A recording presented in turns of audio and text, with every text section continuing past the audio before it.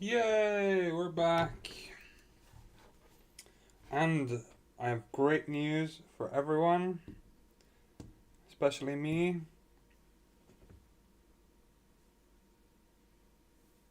Well, I had great news, but then it didn't work anymore because I am, of course. Okay, so what I did to fix it was I just reset my Wi Fi. I know, it's insane. Who could have thought that would work? But reset my Wi Fi on my device. Then I went and checked sync. I'm not connected to Wi Fi yet, that's fine. Connected to Wi Fi now, storage, check sync. Apparently I'm still not connected to Wi Fi. Am I connected now? Okay. Turn it off temporarily. Of course, as soon as I decide I want to start, that's when it doesn't work anymore. That's genius. That's just how it should be, right?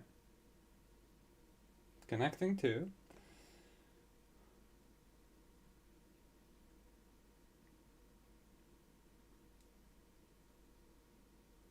Connected to. Check sync. There are some issues with the cloud connection. Stop having issues with the cloud connection, you bastards. You were working 10 seconds ago.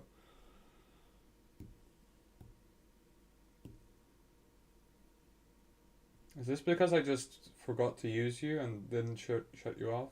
Is it my fault? It might be my fault.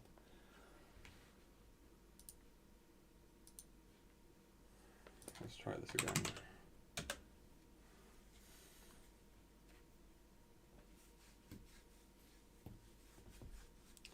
Okay, well, I was very enthusiastic about having fixed this, but apparently I should have been more enthusiastic because then I would have just gone and actually streamed immediately. However, okay, today's plan is we might just keep going. Fallacies are annoying. I think that's a fun, like a short essay book idea. Book probably not. An essay of some kind where I go through all of these lovely little categories of fallacies. However, I've been doing this a lot today, so we could just keep diving into it because these two I think will present a dichotomy. You have how to spot logical fallacies, which I think is a bad idea, and how not to use logical fallacies, which I think is the perfect way to think about logical fallacies. So we should include the title. Let's see, we can do this. There we go. Probably, I mean, I can include the name, but I mean, unless I move myself, but I like hiding. I can make myself smaller. There we go. See, that's his name. Um. Yes. We are connected, unable to sync. Yeah.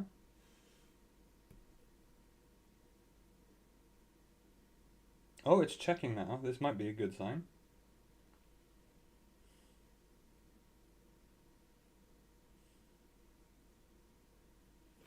But I was thinking that maybe we could.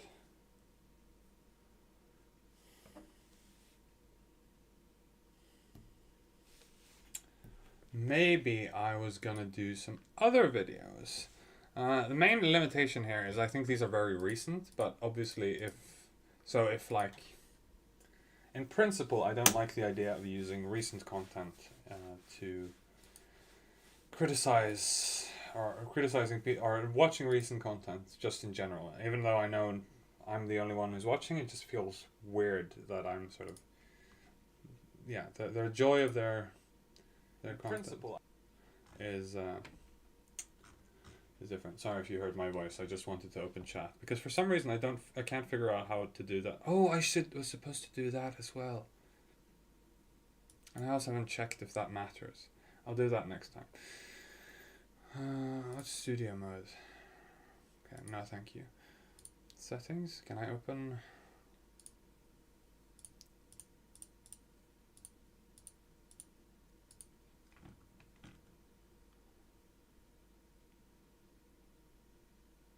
Okay.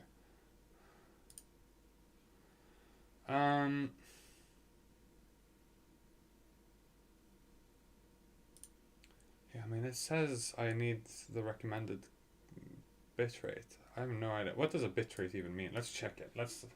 You join me in this wonderful journey. Bitrate. Step 7. Yeah, that's kind of what I assumed, but am I sending too little information? Let's mute this and just see. If I'm going live, like, how bad is it? It seems to be flowing fine. I don't know. Obviously, I'm a weird ass, but that's not a big deal. I was not supposed to close that. I wanted to, in fact,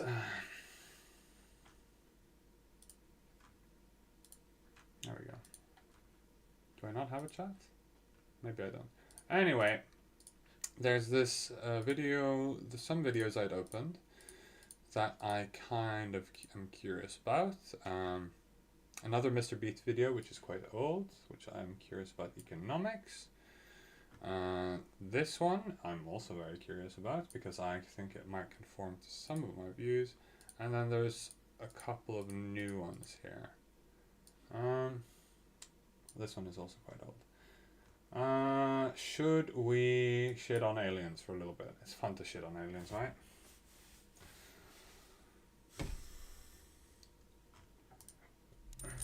Wait.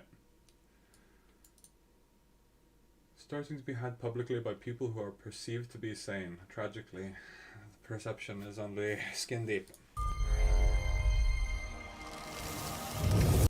See, this is a fascinating insight because it's like such a weirdly non-self-aware thing to say. This is a person who has always thought this statement or this kind of conversations have merit, now being like, yes, finally people agree with me.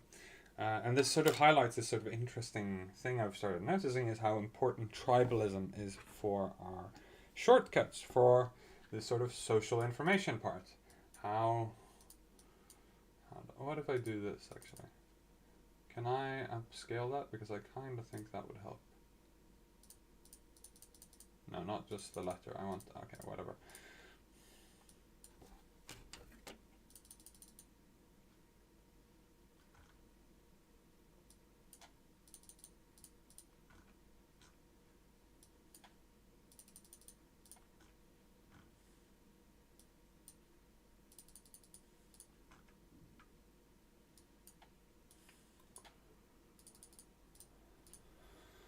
Yeah.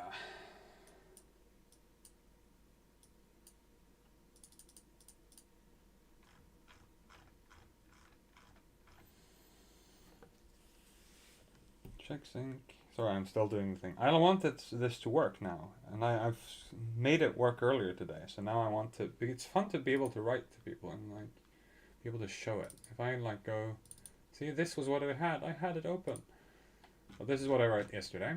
As you can tell, my handwriting is amazing. But yes. So don't do that. There we go.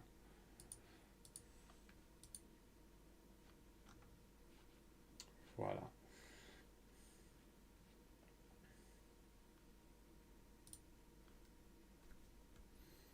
Did we do that?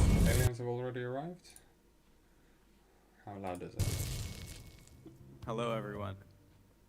Every year, I have the good fortune of bringing someone really special to Salt. Someone that is atypical. This definitely needs to be faster.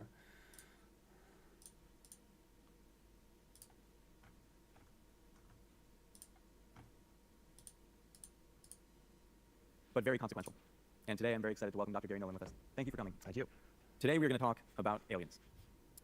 And Gary, well, before we get into this topic, I figure it would be helpful to qualify yourself. Because you are going to make some very bold statements here today, and I would love for people to understand why they should believe you. And so perhaps can you give a little bit of your background? Sure. So I'm a professor in the Department of Pathology at Stanford. The primary research work in my lab is cancer, immunology, virology. We also do a lot of work in biothreat, so we worked with Ebola, Zika, COVID when it was a big problem. Primarily the work in my lab is the development of instrumentation and algorithms to understand the complexity of the immune system in cancer. And in the process of doing that, we've created a number of technologies, which we spun out into companies. It's now 9 companies, 2 of them are on NASDAQ.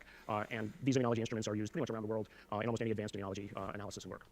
So absolutely no relevant qualifications whatsoever. Understood. And I'm curious, do you believe that extraterrestrial intelligence has visited planet Earth? I think you can go a step further. It hasn't just visited; it's been here a long time, and it's still here.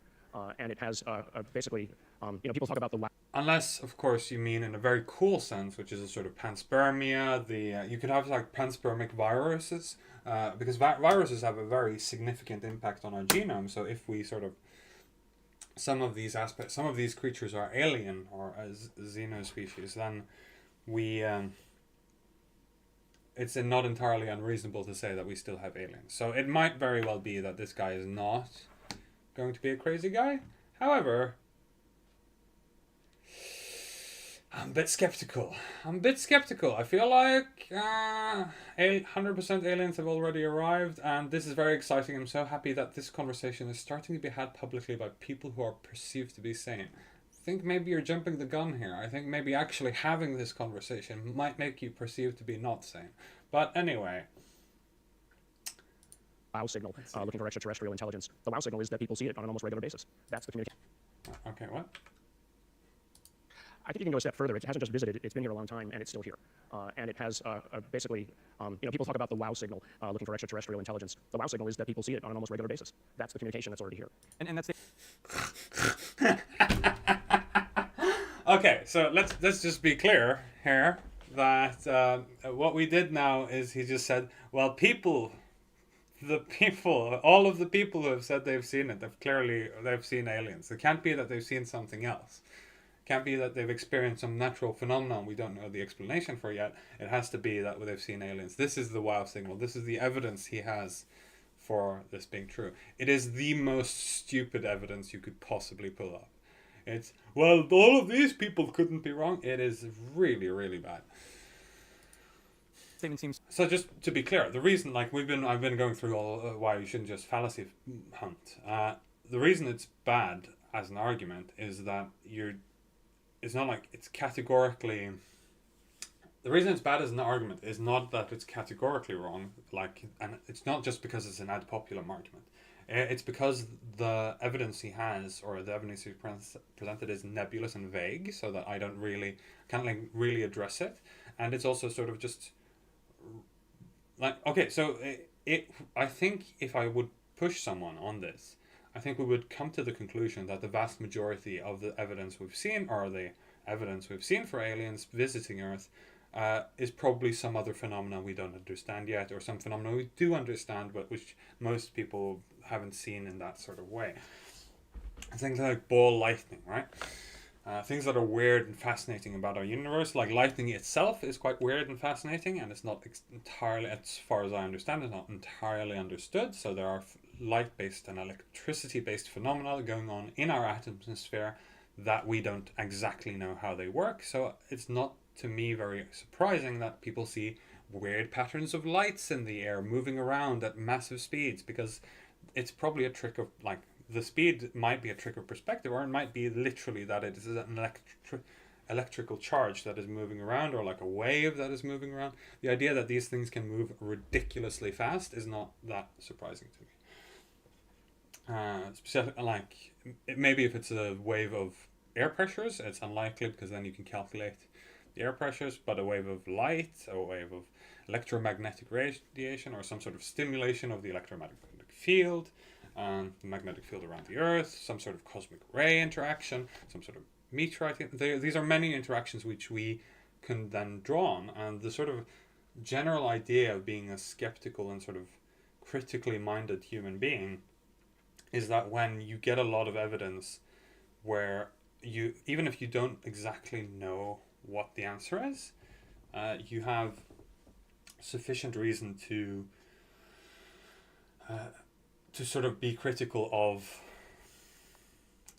why you can be critical of the idea that this is sufficient evidence, because it doesn't sort of, it's too fantastical for the thing it's trying to explain. We don't actually have an explanatory. Oh, that's one of the best ones. It isn't actually a good explanation. It doesn't have any explanatory power. It doesn't have any predictive power. So the statement, aliens have visited Earth, well, if you say, well, that means this, like you said, that means our evidence for this is all of these the people see them all the time. If I then go out and point out specific examples where people have seen them and thought they've seen them and it's been false, it's untypical for true believers to reject their own hypothesis. Then they just said, well, no, these are examples of whatever natural phenomenon we discover they are, but the other phenomena, they are actually examples of aliens visiting us. And you essentially have this situation where they can't predict anything, and they can't predict anything specific because anything could be evidence of aliens. Anything, it's just a God of the gaps argument. It's an argument that says, well, I haven't checked all of them. I haven't checked every single one. I don't have an explanation for every single natural phenomenon we have observed on this planet. Therefore, it has to be an extraterrestrial phenomenon. And this leap of logic is the most insane leap of logic you could possibly do. And I say that this is a writer who loves writing about aliens, loves writing about how weird they are. I love writing about also how unlikely it is that we will ever meet intelligent aliens, because from our own experiences on this planet, from our own archaeology and paleontology and all of that, we have very good reason to believe that intelligent, technologically advanced life is not particularly selected for. It's one of the ways in which life can develop, sure, but there doesn't seem to be any hard pressure on it, and in fact most species didn't have this pressure. Like dinosaurs, there wasn't a big pressure for them to grow bigger brains. They instead grew bigger bodies, and that was the evolutionary pressure. So it's not clear to me why people are so attached to the idea of aliens, and I think it is fair to say that they are unreasonably attached to the idea. So when he's sitting here and saying, well, we've already been communicated with them so many times, I'm like, well, that's absolutely wishful thinking. So incredible that it's tough to believe, right? Like, people hear that, and maybe a lot of people hear that, and they don't believe it. And so I'm curious. Amazing. It's almost as you're listening to me. If you had to assign a probability to that statement, that you believe extraterrestrial intelligence has visited this planet, what probability would you assign? 100%. And that's not just my opinion. Certain knowledge, by the way, is impossible. Right? So even if giving him the benefit of the doubt, what he means is 99.99, etc., etc. It's like too many decimal points to be bothered mention. You round it up to 100%. That's what he means. And now he's going to say that's not just his opinion. So let's wait. Let's hear it. What's the amazing evidence? I'm going to write it down. Aliens have visited 100%.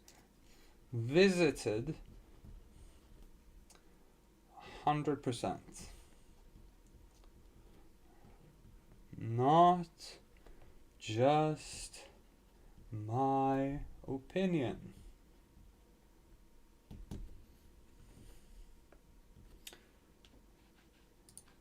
I mean, look, the National Fuck off. Appropriation Act, passed last year, signed by Biden in December. 30 pages of that is the establishment of an unidentified aerial phenomenon office, the establishment of looking into the harm that's happened to any of a number of the individuals, going back to 1945 and looking at the disinformation and misinformation that has been basically articulated over the decades. 12 U.S. senators have signed on to a document that basically says we want the information. The establishment of an office, Arrow, in the Department of Defense, has 25 people working in it right now. And what's their goal? Collecting the information across all of the U.S. Department of Intelligence, or Department of Defense intelligence offices, and collation of that into a uniform format for the very first time, and provision of that then to Congress. The creation of a whistleblowers program specifically that allows people from None of this is relevant. None of this is interesting to the question, aliens have visited. Well, because we decided to study the phenomenon, which we didn't understand, that means they're aliens. What the fuck is wrong with you? How is it possible to be this stupid?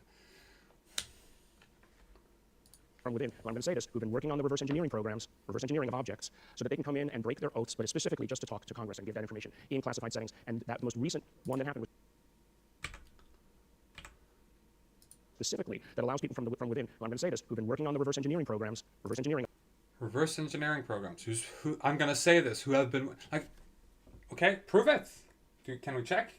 Let's see. Reverse engineering aliens. Of objects, so that they can come in and break their oaths, but specifically just to talk to Congress and give that information in classified settings. And that the most recent one that happened was just last weekend, and it created quite a hornet's nest in Washington. And so let's just create. So that's his evidence. So far, we have one bit of evidence a person in the US government says that they have been working on reverse engineering alien technology. Now, having seen another person who's... I want to look him up. I want to look him up, but I don't know.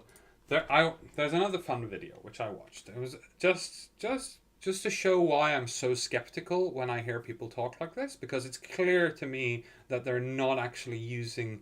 Like, I understand that this is persuasive rhetoric. It's just not valid rhetoric. It's not convincing to anyone who isn't... Well, actually, that means it's not persuasive rhetoric. It's preaching to the choir.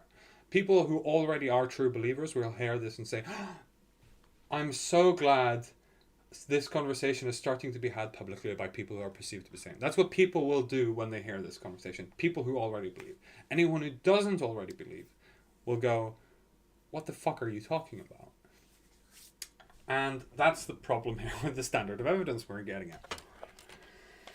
I'm annoyed, quickly annoyed. All of certain knowledge, I mean, why should people listen to you? I'm an immunologist, and my evidence is that other people have said that they have reverse engineered alien technology. And my credentials as an immunologist mean that I know who you should trust. Like, that's the logic of, that's the reasoning so far been presented. He stated, why should people trust you at the beginning? Well, he presents his credentials, that's fair enough, but the context of why should people trust you already triggers something in my brain. And then you go into the question, well, okay, this is clearly an absurd, like, most people would think that this is, like, insane, they wouldn't believe it. And it's like, well, how certain are you? How have you signed a probability? And he says 100%, okay? That's red flag number 2. He says certainty, which no scientist does. All scientists understand the principle of how science works. It's based on falsificationism. It's based on... I mean, I say all scientists. I've been yelling at scientists all yesterday about how they didn't understand how science works, and they sort of don't need to understand how science works because of how competitively it's designed.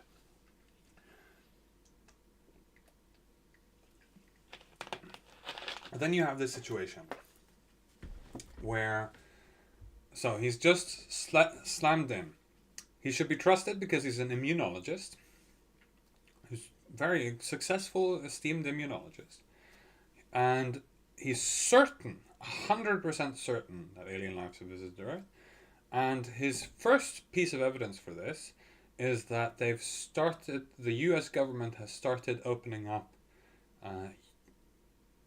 more open or ways of dealing with unidentified aerial phenomena. To be clear, let's think of another reason. Let's try and use our creative parts of our brain. That's like skepticism and all kind of critical thinking. It's very creative. Like math, science, it's all very creative.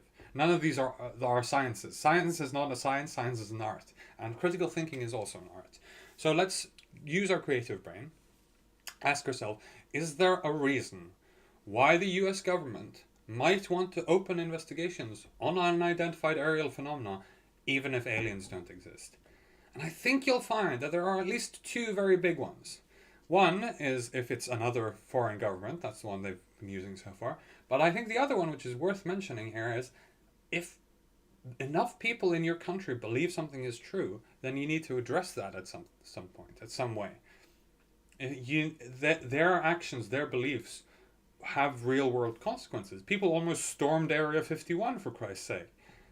Clearly, this has real world consequences. Clearly, it is in the US government's best interest to address this seriously.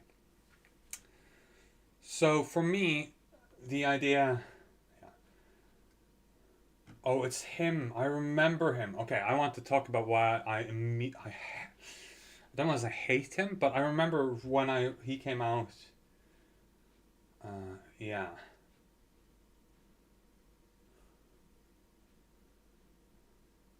Said that as a lead, he learned from government to retrieve crashed vehicles.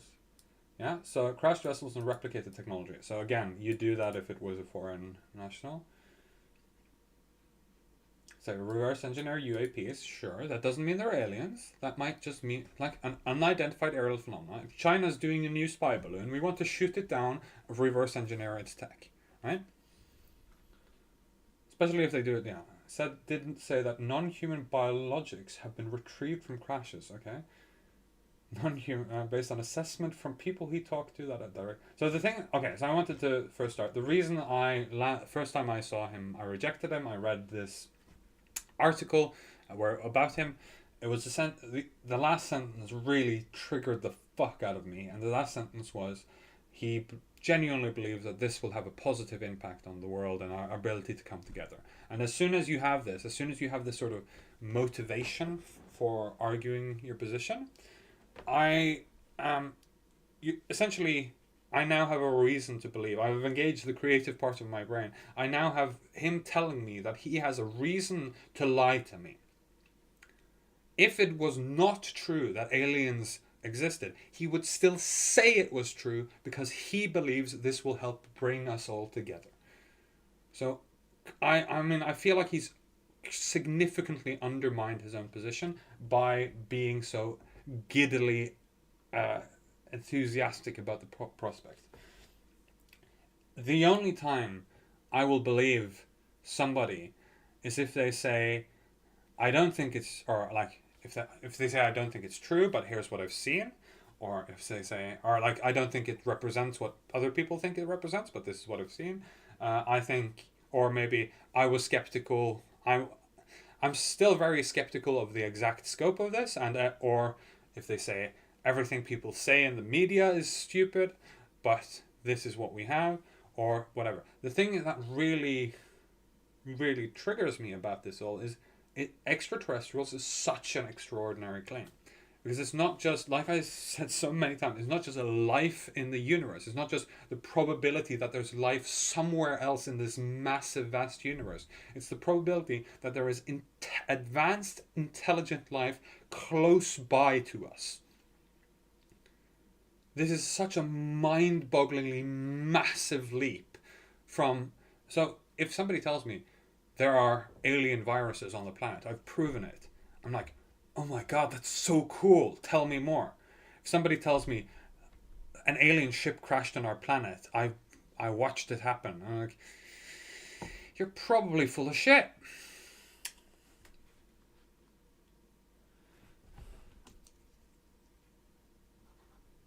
Not just my opinion, UAPs is taken seriously by Congress. I mean, being taken seriously by Congress is absolutely not a good basis for reason ethical. You know that there are congressmen who are creationists, right? This is this is absolutely insane. Oh no, not there. Okay, but let's read the one. Take David Grush a little bit. People have been physically hurt by UAP. Okay, interesting. Based on his personal knowledge. Anyone murdered? Have to be careful. I directed people with that knowledge to.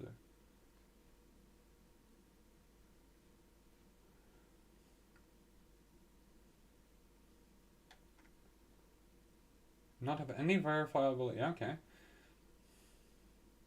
After his discovery and has faced retaliation. Okay. I mean, this is so vague that it's like, I mean, I've given him retaliation. I've told him he has motivation to be a liar, right? So I'm retaliating against him.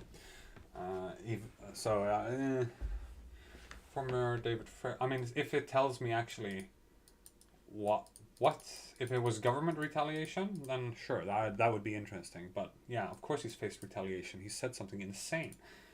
Something so insanely, it requires such an insanely high bar of evidence, and his evidence is personal knowledge based on assessments. Yeah, okay. So he's met someone who has told him that there have been non-human biologics. I've never heard that phrase. Let me just double check. Biologicals, there we go. Former Navy Commander David Fravor has also testified before the House Committee on Oversight on July 26 to describe his personal encounter with a UAP about 100 miles off the coast of San Diego in November 2004. Cool. That his 3 colleagues witnessed a white water over the ocean and a white tic-tac shaped object moving very abruptly over the white water. The object had no rotors or wings and no thermal exhaust, he said. When he flew closer to the object began to move closer to his plane. When they were about half a mile apart, the object rapidly accelerated and disappeared right in front of our aircraft. The white water on the ocean had also disappeared. Certainly can't be an optical phenomenon. They were then told by the air control that object had reappeared on radar about 60 miles east. I don't know what that means. Like how... So what is he saying that he saw it on radar first and then he saw it on radar again? Was he saying he saw it optically first and then they found it on radar later? Because that's more interesting. If an object has been seen, that said, not necessarily the same object, but if an object has been seen with 2 different mechanisms, that's more interesting. Obviously, it doesn't. What I say object, I mean like the perception of an object, right? A wave isn't actually water moving side to side. It's the up and down motion of the water, right? So even the object of the water isn't moving, but the wave is. So you can have the phenomena of movement even though it's not an object related to it. His tic-tac-toe object just travelled 60 miles in a very short period of time, less than a minute, was far superior in performance to my brand new FA-18F, and did not operate with any of the known aerodynamic principles we expect for objects that fly in our atmosphere. Which, again, this pushes me very much to it being an optical illusion of some kind. Or, because, yeah. Or an electromagnetic. I mean, the idea here that being that you have an optical illusion and then a systems failure right away, or the same kind of way, seems very suspect, but it's also 60 miles off. Like, what is it actually they saw? What is it they saw, like, on a blip? Is it a blip on a radar? How big was it? Like, what is... How confident are they in their distance assessment? Like, why does he think he knows where it was, how it was, and so on? I like the idea, though, because these kinds of ideas should be presented more openly, and people like me do kind of ruin it for them because they feel like I'm making fun of them and calling them idiots. But it's very important that these kinds of phenomena are reported because it advances our understanding of science. I think that these are physical phenomena which we don't understand yet. I want them all to be reported so that we can find a model of climate and the environment that can explain these phenomena. And of course, but I'm gonna be very clear. As soon as anyone uses this as evidence of aliens, of extraterrestrials, not only existing but visiting us, well, gloves come off, baby.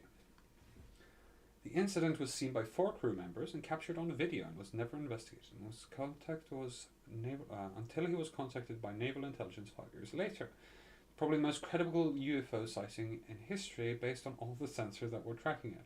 For us to get visual, it goes against the naysayers who say it's something on the screen or whatever. I mean, there's 4 sets of human eyeballs on it. Cool. In 2014, I mean, let's be clear. I understand why this feels more convincing, but for people who have all seen slightly different phenomena, because if it were, say, a type of optical illusion, all these 4 people would, and also if it's an optical illusion, they're looking at it from roughly the same distance, roughly the same angle. Of course, they're going to see the same optical phenomena. So something on the screen or whatever. I mean, there are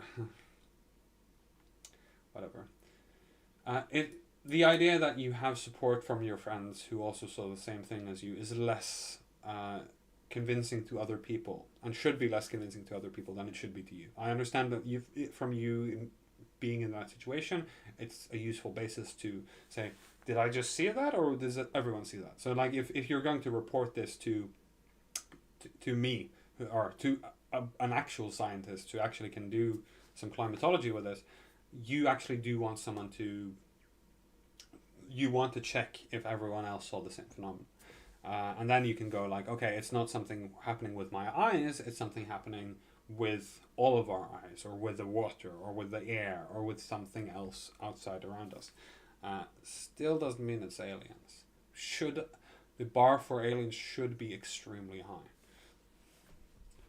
In his testimony last week, Graves said that, wasn't it okay, it was Graves. Oh, former F-18 pilot Ron Graves also witnessed a UAP off the coast of Virginia Beach. In his testimony last week, Graves said that his squadron upgraded their radar systems so they began to detect unknown objects in U.S. airspace, and they became a common occurrence on radar and sometimes up close. So essentially what he's saying is that after he changed something, things started to change. Like if you upgrade your radar system and you suddenly see a lot of things, you don't go, well, the radar system is supposed to be better, so therefore all of the things I see must naturally be... Like, you just got more sensitive instruments, and they reacted to things that may have been not there, or may have been things that you don't think, that don't look the same, because you're used to watching radar that's less sensitive, and when that radar picks up something, it will look like a big something, or it will only look like a big something if it's a big something. But if you have a more sensitive radar, a small something, or indeed just a fluke, or just a random cosmic ray, could make it look like a bigger something than it was. So the idea, the notice that after his squadron upgraded their radar system, well, then there's your answer, buddy. Swap out the radar system again and see if it happens.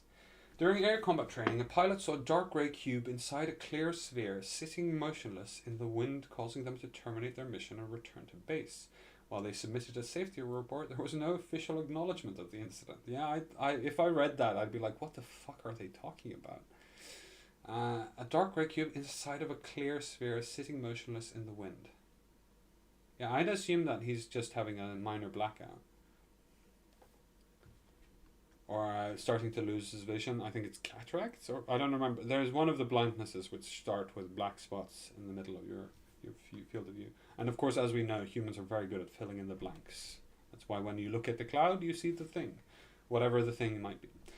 The European they witnessed surpassed human understanding and technology. Well, they could accelerate up to Mach 1 and hold their position in hurricane-force winds, operating continuously throughout the day without any means of propulsion or lift.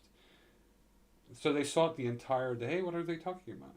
Commercial aircraft have also witnessed the UAP, but they're not directed to report the incidents to civilian organization and no protections against... What do you mean protections against retaliation? What? Yeah, exactly. It's an issue for science.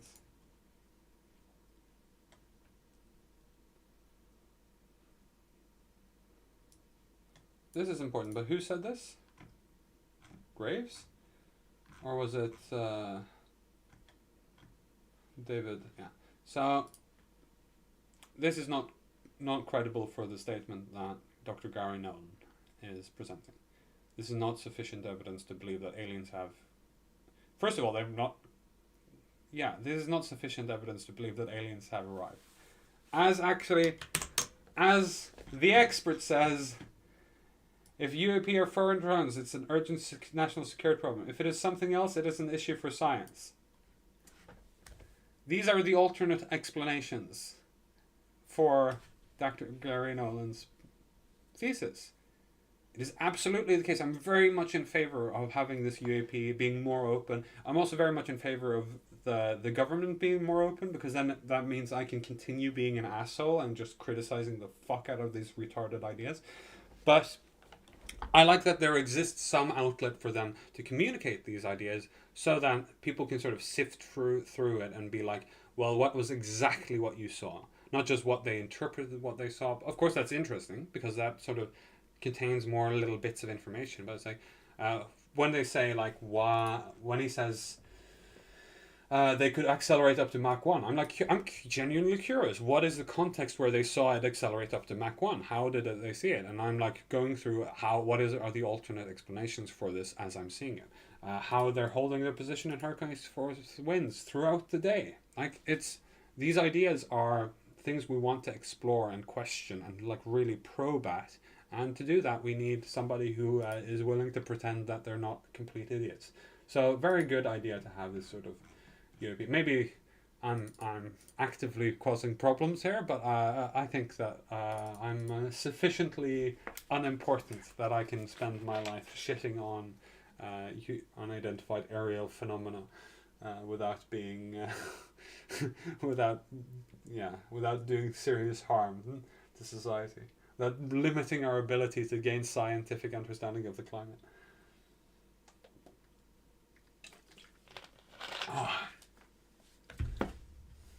Okay, cool. I'm back from break.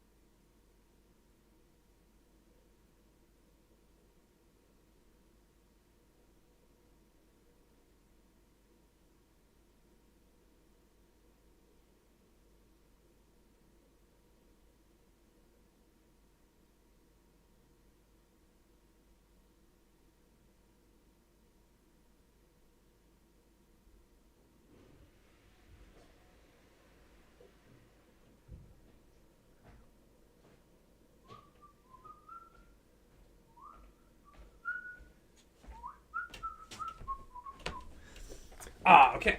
So far, no evidence for the thesis.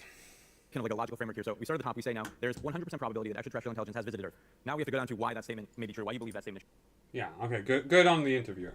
true. What is the evidence? And I think perhaps we all may have to read between the lines a little bit here. You may not maybe divulge everything, but in your opinion, what do you believe to be the most compelling evidence to support that statement? Well, I think the most compelling evidence is you just need to look at what your government is doing right now about it. I mean, just go and look.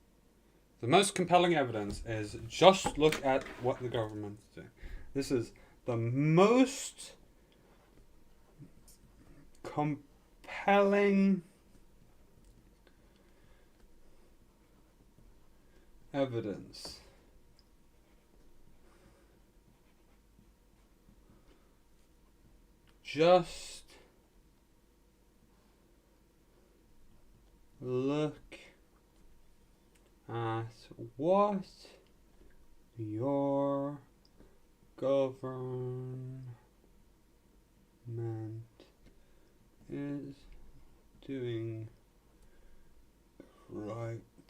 right now. That is his most compelling evidence.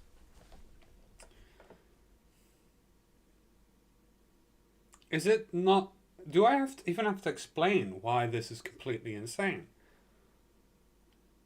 Well, I to be fair, I already have. That's the joy of pausing it 15 million times, and that's also why I shouldn't be watching these videos, because honestly, I'm done. I can't. It's gonna be hard. Like, I might just click.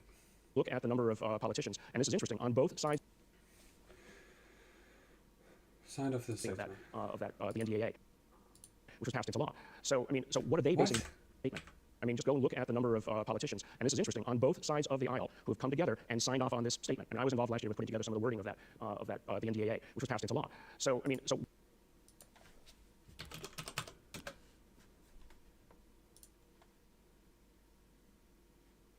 Okay, by the way, to be clear here, also, this means he's a scientist whose qualifications do not make him qualified to, do not actually help in this field, who has been used by the government to write this law, who's telling us how, like,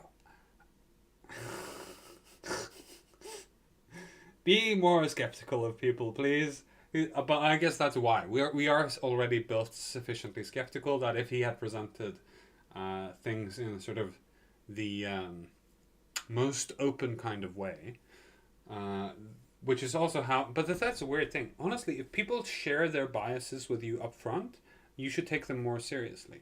The fact that he isn't sharing his biases, and I'm now sort of picking them out, is like, oh, you worked on this project, you designed this law, you were already believer before this happened, and this is the most compelling evidence you have.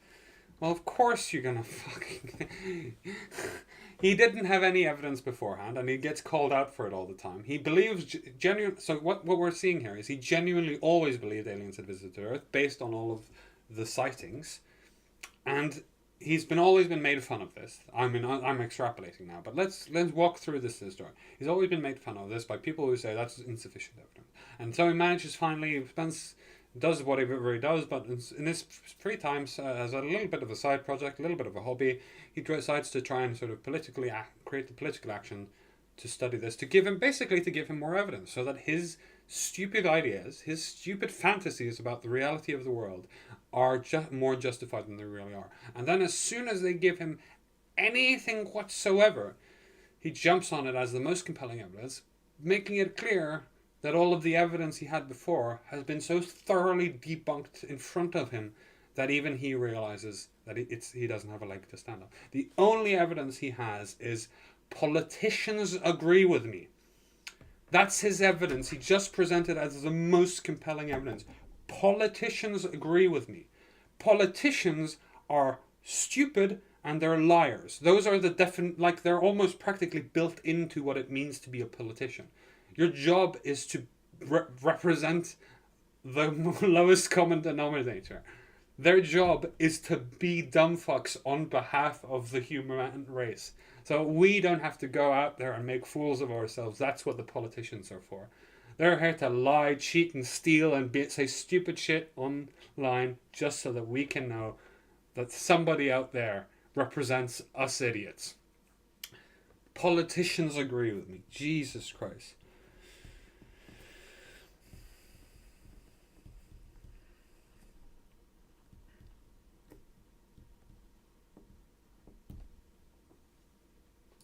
What are they basing their opinions on? They're basing their opinions on the dozens of individuals who, in one manner or another, have come forward and talked to them in classified setting. So they have good reasons. So we don't need good reasons from you. We just need we just need to accept that the people you've convinced have good reason. Go fuck yourself, mate. Thanks. So that's the first thing. Then my personal experiences with the individuals who are, well, the one person who actually was involved with collecting all that original information, and then my experience with people who, frankly, I know have worked or are working on the reverse engineering programs. Okay. Okay, so let's take one step back. Reverse engineering. That's the only evidence. I want that. All of the other shit is bullshit. It's distraction. The only evidence that actually in any way leads to his conclusion is reverse engineering. He has apparently spoken to people who have reverse engineered. I mean, it's still just personal testimony, but I want to hear what they have to say. I'm curious, what do they mean? Do they mean they walked past a room and they saw something weird that they couldn't explain, and when they tried to ask people what was in there, they told them, no, that's classified? Is that what happened? Because that's what's happened before. That's one of the other things that's happened. So, how many times do I have to say this? Extraordinary evidence required. I'm done. Engineering programs. Of downcraft. Now, the first question that people will ask is, well, if they're so frigging advanced, why are they crashing? Because what's crashing is not actual living things. I mean, I use this example a lot. If you wanted to study a tribe of cannibals in the middle of the Amazon. So it's not actually living things, apparently. To be fair, the most recent suggests that there are. Are you going to go yourself and show up in the middle of the tribe and not hopefully become dinner on the other side of it? So if you're an advanced intelligence, I don't think we're all that advanced, frankly. You're not going to basically put your life and limb at risk by coming here. So mostly what you're seeing here are either drones or some sort of advanced AI or whatever it is. I mean, look, we're already dealing with an alien intelligence in our own emails, right? Our own. Okay. This is awful. This is just awful. Okay. So I'm not just going to call it awful. Let's go through it. Because the problem is, if you just call it awful, I feel like we should take all of this argument seriously. Let's start with it. We'll ask is, well, if they're so freaking advanced, why are they crashing? If they're so freaking advanced, why are they crashing? That's the question he's trying to answer. If they're so freaking advanced, why are they crashing? Like, why are they crashing? what's crashing is not actual living things. So that's what his answer. What's crashing is not actually livable. It's not. They're not going there. So that's why they're crashing, even though they're so advanced, because they're sending drones that crash. What? Our drones crash not that often? Why are their drones, which they've sent presumably a very long way, unless they're Martians or Jovians or Venusians or something like that, unless they're solar system aliens, which I think probably, if they are visiting us, that would be the reasonable assumption. But his statement is he's asking himself the question, why are they crashing? That's what people have told him. Why are they crashing? And his answer is because they're unmanned. That doesn't answer the question. These advanced alien species can also make an AI-controlled drone ship not crash. Why? When we fly over these tribes in the Amazon, looking down on them, we don't crash into them. We fly over them, take pictures, and then fly home. Why are we? He's saying we're not advanced. We're clearly much more advanced than the aliens he's talking about. This is so insidious. He's asking a legitimate, genuine question, and he's giving a non-answer. A non-answer, like, oh, this is what they mean by like the red herring thing. It feels like it's just so okay, but let's do it as a basis of fallacies. Why does he think it's relevant? Why? Let's put ourselves in the mind. Why doesn't he think it matters that that AI? I mean, I guess you would take less care of an unmanned drone than you would a manned drone. So I understand that, but it's like, why are they crashing? Maybe he's saying, well, they're done with their project. It's like when we have satellites we've sent to different gas giants and stuff. We sort of, after we're done, we crash them into the planet, just because we don't want to clutter that. Well, we're already cluttering our own orbit. We don't want to clutter all of the orbits in the solar system, just for curiosity's sake.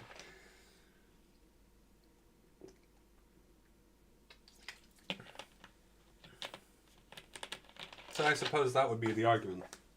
They're not sending their unmanned AI drones into space to orbit our planet because therefore they're just crashing them into the planet. That's not what we would do anthropologically. If we're trying to study them, it's not risking. It's not the reason we don't go to these tribes is not to risk ourselves. It's the problem with the anthropology is the observer, affects the observed.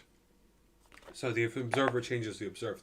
So the reason why we wouldn't crash our unmanned drones into their forests, because we don't want them to see us. We don't want them to like recognize that we are. We don't land there not because we're afraid they're going to eat us. We have guns. There's no way they're going to eat us unless we let them. But we could literally conquer. You could grab like a frat group and they could conquer the Amazon in like a fucking weekend.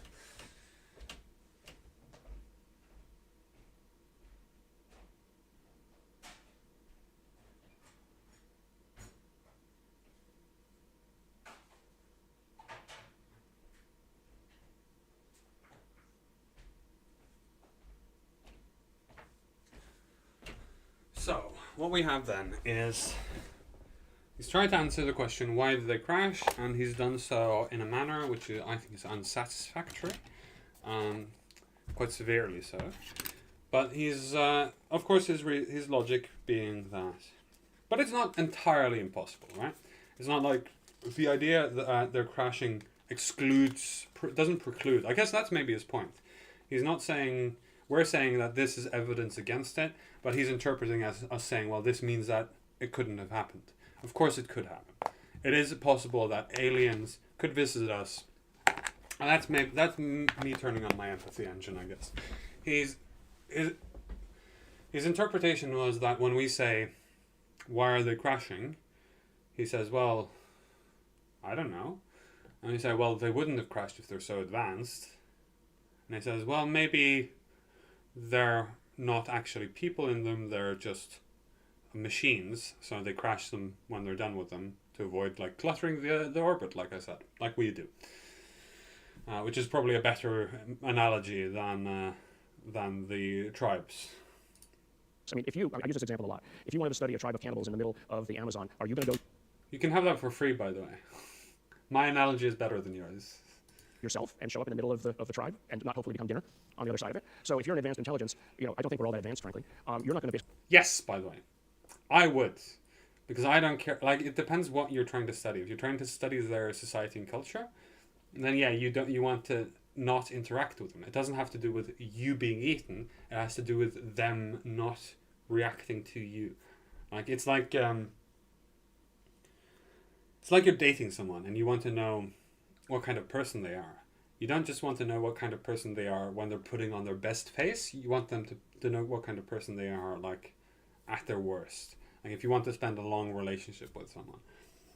So you want to marry someone. You want to know what they're like on their worst. And in the same way, the anthropologist goes into the jungle and they all come out cheering from like, "Oh, who are you? Oh, that's so cool." Or they come out killing them. And like whatever the reaction is based on foreign or person outside of their tribe coming to meet them. So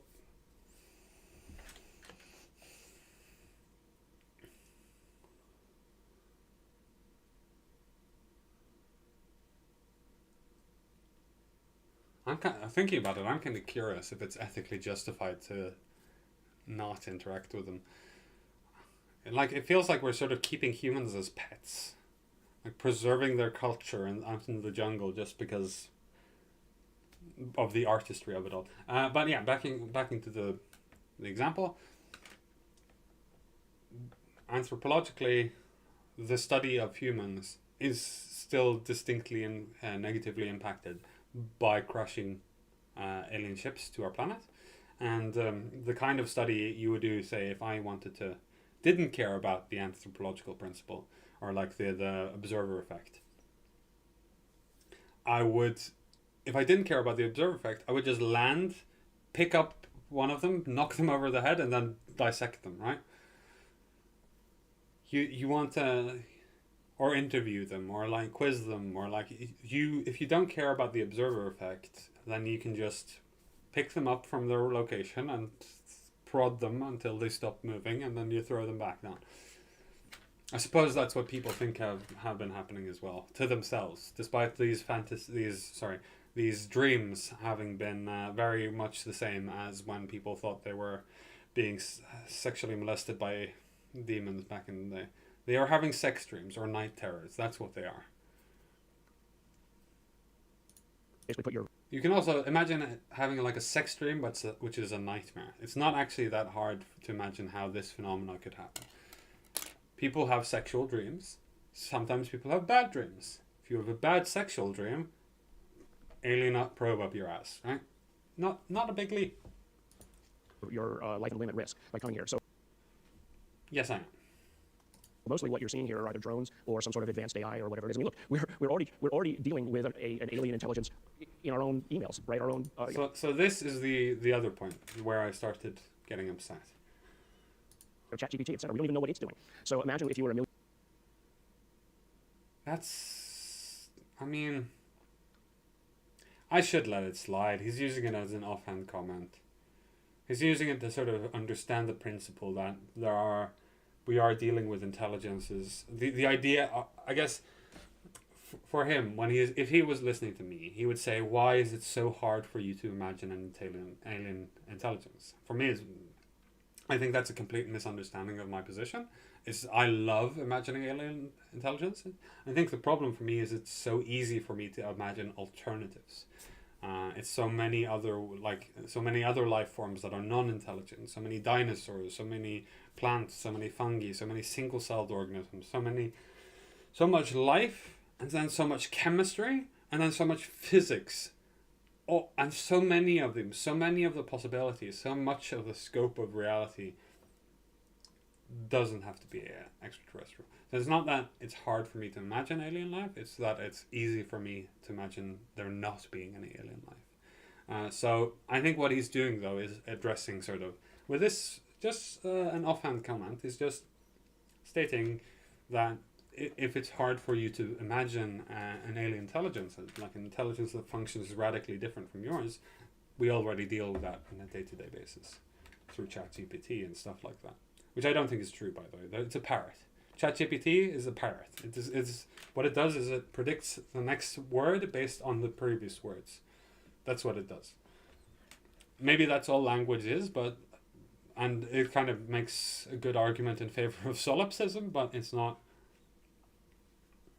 Which is hilarious, but it's not intelligent. We have no reason to believe it's intelligent, and it in fact can be shown to be quite unintelligent. It's logically inconsistent and incoherent and doesn't follow any essential principles. You can trick it very easily. Million years ahead of us. How do you have a dialogue with something like that, or what is it that could possibly do? Yeah, and I'm glad we've got some people here. How do you have a dialogue with someone a million years? Well, recently researchers at SETI, the actual scientific study of extraterrestrial life, decided to communicate with a whale. So being, I mean, I don't want to say millions of years behind us, but it's a completely different evolutionary branch. So it's someone who's millions of years apart from us in the same way. And it's entirely possible. It's not actually unreasonable to that aliens, and indeed you would expect the more advanced. This is kind of like the limitation here is like, as soon as, when it comes to like, sometimes the limitations on what we're capable of doing are applied to the aliens, and sometimes the limitations of what we're capable of doing are not applied to the aliens. So things like faster than light travel should be impossible.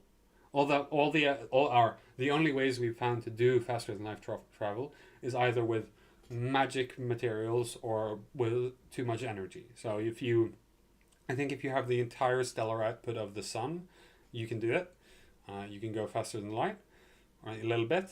You can warp space-time enough that you can, essentially do the Futurama machine, Futurama spaceship. But if you, when we then say, well, if there was an alien intelligence, we would see the dimming of stars around us.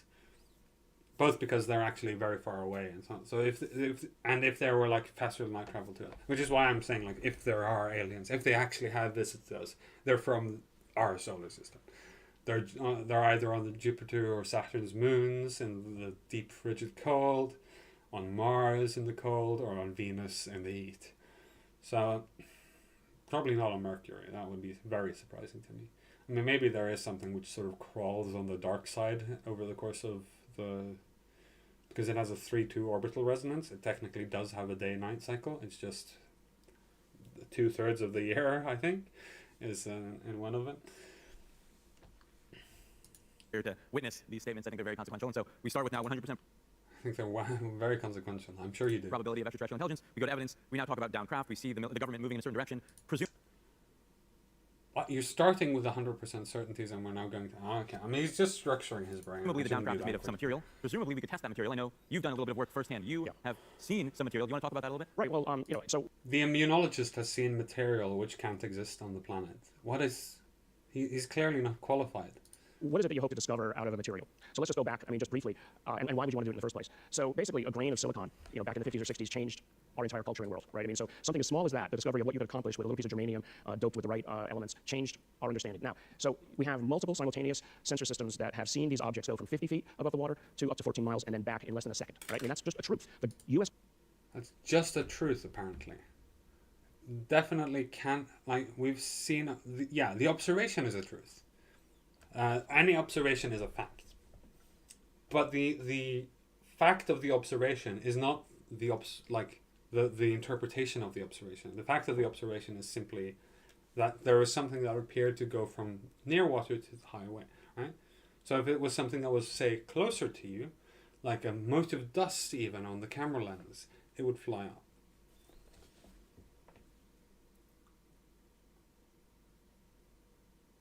Or indeed if it was some sort of physical phenomena. Right? There are alternative explanations even here. The government has confirmed that these kinds of measurements are done. Now, they're very careful what they say. They say, well, we have no evidence of ET. Well, because, no ET is going to come walking in here and say hello, right? But if you read... No.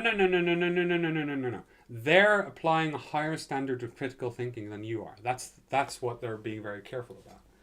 They're saying that, well, just because we've seen a weird phenomena doesn't mean that extraterrestrials exist, which is what critical thinking is all about. So, for him, the idea that we have such a high standard of evidence is unreasonable, apparently.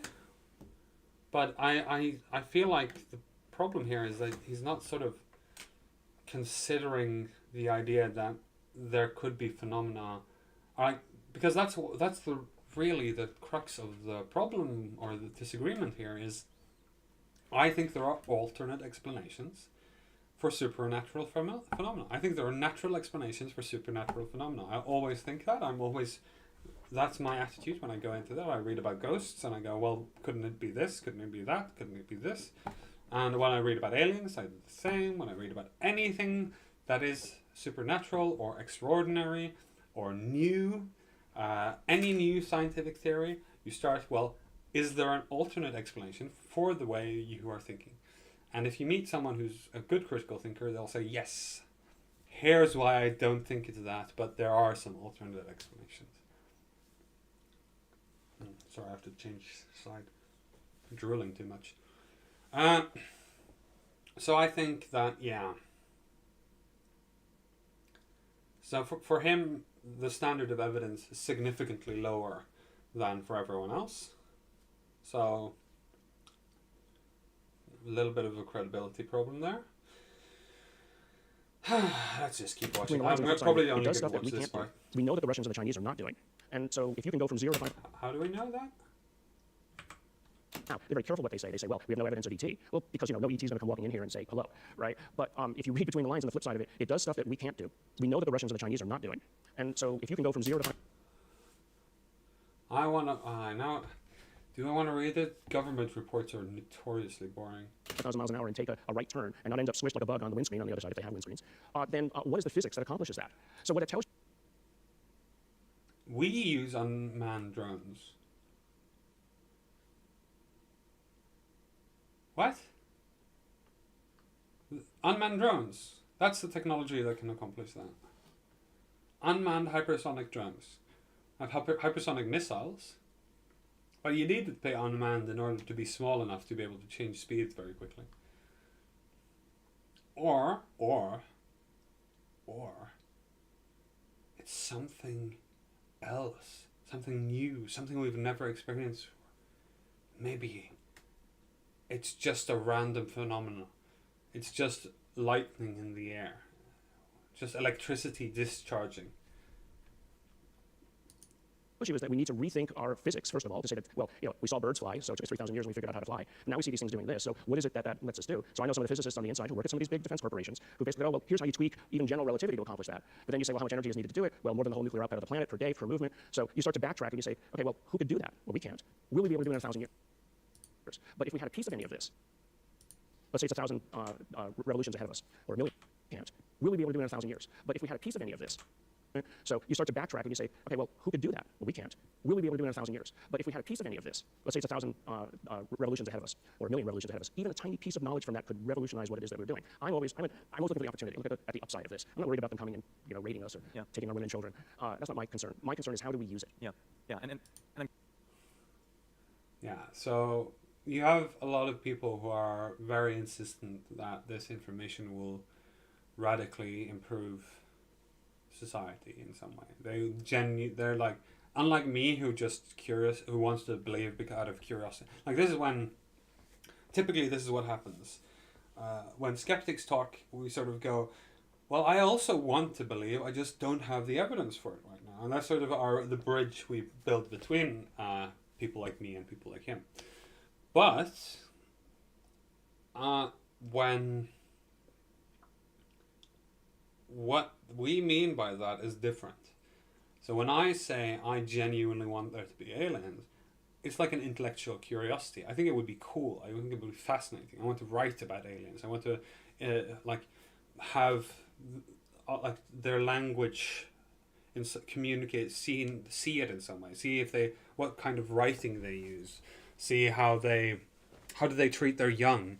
What kind of biological plans do they have? Do they have symmetrical bodies like we do? Do they have some sort of weird symbioses? What kind of planet did they develop on? These are things I'm curious about, and I want there to be aliens simply so I can have answers to these questions in my lifetime. But that's not what the true believers mean when they say they want it to be real, or when we interpret them to want it to be real. And that's because what the true believers want is a revolution on the earth. They want to radically improve the amount of technology they have access to. So, or they want to radically reconnect, like with this guy, David Grush. When he, like, you have people like this, like Mr. Dr. Gary Nolan, who clearly thinks that the truth of alien visitation would radically improve the lives of the people living on this planet. And when you have that, I suddenly understand why there's such a big yawning gap between us, because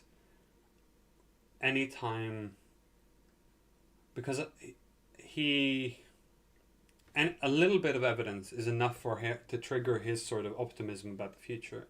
But for the goals I have, for the things I want from aliens, I need all of the details, all the nitty gritty, all the tiny little, how do they work? How do they think? How do they talk? What is their philosophy? Who's their favorite philosopher? What's their religion like? Do they have one god, many gods, no gods? Are they hyper scientific? Are they technophobes? Do they like AI? Do they hate AI? Do they like? There are so many philosophically interesting questions to understand about the culture of something which is alien to us in the most specific sense. That's why like aliens are the best philosophical, also the worst, but like the best and the worst philosophical thought experiment is thinking about aliens. Because it's so far away from us. It's so different, and it's so radically different that it's such a interesting way to force our brains to think differently. But for me to gain that utility, I need all of the details. I need to understand exactly. I don't need to just say, well, we saw it move from there to there very quickly. That's not enough. That's enough for him, because if he's thinking, well, if we can replicate that, imagine the change in society. But for me, it's like, nah, probably not. Probably not. I mean, it's like on Concords. We can fly very fast, and bad things happen. So, yeah. I'm curious, do you have confidence that us collectively, will have material, literal physical material to evaluate, to analyze? Yes, 100%. 100% again. It's there. I mean, I can say this. I was working with a group about 7-8 years ago, and I literally got within 2 weeks of gaining access to one of the objects. And when the people who didn't want us to gain access to it found out about it, they pulled some bureaucratic administrative tricks and snatched it. The conspiracy. It's wild. And so now we have you. See, I'm sure it couldn't have been any legitimate reasons. It had to be bureaucratic tricks. Dr. Nolan, making this bold statement. You are well positioned to make this statement. Now maybe we get into like some fun. Let's like feel comfortable. No, he's not. He's an immunologist, for fuck's sake. He's an immunologist who's been working on this, who has a vested interest in this being a reasonable position to have. Hypothesizing. A scientist who has no qualifications, a doctor, medical scholar even. I'm not even sure I would categorize it. Or it depends on what kind of work he did. Whether he was like research. It's like the distinction I make between science and engineering. Science is the discovery of new things. Engineering is the application of the things we know. So most doctors are engineers in this sense. Medical engineers, if you want to call it like that. Biological engineers, let's call it that. Much fancier. But a sort of medical scientist would be exploring new possibilities and would be need to use these sort of critical thinking tools much more so than a person who is trying to engineer a solution. And engineers don't necessarily need critical thinking skills in the same way that a scientist needs critical thinking skills. Doesn't need the same kind of creative, like contrarianism. Basically, a good scientist needs a really creative contrarian on the other half of their brain. It's like we say we have left brain, right brain thing. Well, if you think, I think it's the left brain is the analytical one and the right brain is the creative one. It doesn't matter. It probably isn't that simple. But if you imagine that's true, you have the left brain, the dominant brain in all of the scientists probably, doing the mathematics and understanding all of that. What they need isn't just this capacity. They need the other part of the brain to also be very capable and very, very creative to say, after they've done all the maths, being like, hang on, what if this? And then go on a massive tangent. So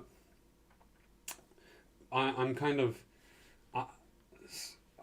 I feel like they're bigging up his credentials for this, when in fact his credentials are piss poor for the topic and almost a little bit undermining his position. He's an advocate for the position. He's not a sort of impartial, unbiased observer. He's someone who's advocating for this position, who holds a vested interest in this position being valid, who is then presenting this position.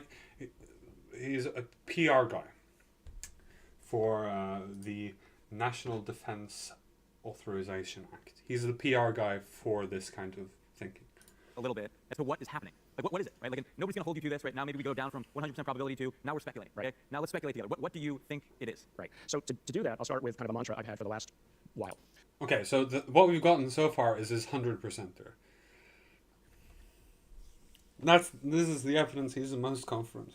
Well, okay, now we don't have to take it seriously anymore. Now we can just have fun. So, individual experiences of what people see as an anecdote, but an anecdote doesn't convince a scientist. What is it that convinces a scientist? Data, right? What doesn't convince scientists? A conclusion. So really the objective here, and what has allowed me to actually talk to some of my scientist colleagues who first said, Gary, you're going to ruin your career. Well, okay, whatever, it's too late for that. But I haven't. Because I basically say, look, if you and I can agree that the data is real, irrespective of what the potential conclusions might be, the hypotheses, then the onus is no longer on me to come up with an answer. Now it's also on you, because we're having a discussion about this. So it's believe the data, not the conclusion. So you see the data, and that's where the fun is. So that's where the hypothesis starts. That's very good. I'm very corrective and very, very intelligent. I'll give him I won't. We'll see what he says. People have come up with all kinds of ideas. Everything from I've already been so annoyed half of the video.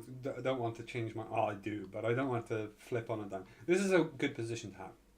You don't... Even if we disagree on the conclusions, the important thing is the data. And the understanding of the data, interpreting of the data, getting as much data as possible, getting as much analysis of the data we already have as possible, and to be clear, a little bit of the problem here is this sort of blanket appeal that he makes in the beginning, which is like, so many people have seen it. But whenever we look closer on a specific example, we find like, oh, this is a potential explanation. Oh, this is like, the more efforts we pour into it, the more likely we are to find an alternate explanation. And I think that's good for science. It just means that the broadness of the evidence doesn't qualify his conclusions, doesn't qualify this. So his beliefs are not based on the evidence. That's what we have to make clear here. His beliefs are not based on the evidence. His conclusions are based on his gut feelings on extraterrestrials. Future humans, future AI coming back to us because somehow they figured out time travel, to what's called the ultra-terrestrial hypothesis that they are part of. I'm sure some people here at least know what a von Neumann probe is, right? This idea of a self-replicating machine that could have been developed by a technology or a civilization on the other side of the galaxy that even in just a few hundred million years could make its way by conventional means all the way across the galaxy. And when it gets there, it basically builds copies of itself and it does what it's doing, and it basically some other civilization sent it out. Now, Avi Loeb was here last year, so I'm part of an SAD with Avi Loeb. Oh no, he's on Avi Loeb's side. On a company called Copernicus Space Corporation, and guess what? Our objective is to build the first von Neumann. Yes, so Avi Loeb is a famous pseudoscientist quack who uses his credentials as a shield for being able to throw out insane theories about aliens. Probes to go out and spread humanity's original presence across all of reality. So that's one of the others. Yeah. A third one is... What do you, Gary, Dr. Nolan, You have to speculate. What do you think it is? Let's be bold. I think it is an advanced form of intelligence, something that we don't understand, that is using some kind of intermediaries. However, it is like I said about you're not going to end up in the middle of the tribe, the angry monkeys that are flinging muck at each other or nuclear bombs. You're not going to show yourself in the middle of the end. You're going to send intermediaries. It's not that they walk amongst us, that you wearing a skin suit are actually the alien, right? No, you're going to basically put something there that is, I think of it as an intelligence test. Can you see what's in front of you for what it really is? Can you see the anomalous data point that is there that you realize what it is? I mean, this is really telling. I mean, I said it's really telling. I'm going to take him a lot. It's telling if we take it charitably. If we take it uncharitably, is a vile rhetorical trick. So let's do the uncharitable interpretation, just because you understand what my brain is going through. If somebody does this on purpose, like consciously is aware of it, what you could do is you could say, well, clearly, my position is the more intelligent position, and that if you understood this, the reason you can't understand this is because you're not intelligent enough, right? Technically that's what the argument is saying, right? If we take it as an argument in favor of his position, and that's not what he's using it as, let's be charitable. I don't think he's using it as this, but I just want to. There is a knee-jerk reaction in my brain when it says, well, I think it's an intelligence test. And you're like, oh, so you think that because you believe in it, you're more intelligent. Which I think is the opposite of the truth, by the way. But maybe that's kind of the point. That it's sort of... Yeah, it's an interesting observation that we're kind of both biased. Because we both think that the conclusion... has to do with intelligence. Though in his case, he is saying that it's an intelligence test by an advanced AI civilization. I think it's more of an intelligence test of like our philosophical understanding. The idea of all that I know is that I know nothing, of scientific skepticism, of falsificationism, of sort of how we approach knowledge is directly contrary to how he is approaching knowledge in this context. So if for him... It seemed, I'm sure it feels like it's like we're getting this rare opportunity to prove to the aliens that we're intelligent enough to be taken seriously, and a lot of us are rejecting it out of hand because of our this sort of philosophical skepticism. But I would argue that this is how we became dominant. Like this is how the West came to dominate the rest of the world. Our philosophical skepticism, our rigid adherence to doubt, it all starts with this. All of our critical thinking starts with Socrates going, all that I know is that I know nothing. And using this application of rigorous doubt is how we demolished all of his contemporaries and how he made a name for himself that lasted thousands of years. But it's also, as we discovered in the 1950s with Karl Popper's papers, that's how science now works. Science works on the principle of approximate knowledge. Of every time we say, well, this is what we've experienced so far, so we're going to make a generalization, and we're going to try and prove this generalization wrong. From the perspective of how we do science and how we approach knowledge, the idea that we would come to the right conclusion is exactly the opposite. So it's almost, from my point of view, I'd almost put it like the opposite interpretation. I think that if aliens come to visit us and they hear, and they were genuinely sending these probes, they're not going to be, the reaction isn't going to be, well, you knew that these probes were alien all along, therefore you're smarter. They're going to be, how on earth why would you decide that this is alien technology when you have so little evidence for it? The position is and maybe that's the integral point of our disagreement is, for me, the null hypothesis, the more likely hypothesis, the hypothesis we start with is there are no aliens visiting us, and so I need like a lot of evidence to pull me away from that. But from him, because it's sort of from him, it seems like the most intelligent answer is that there are aliens, and he needs to have evidence to pull him back from that.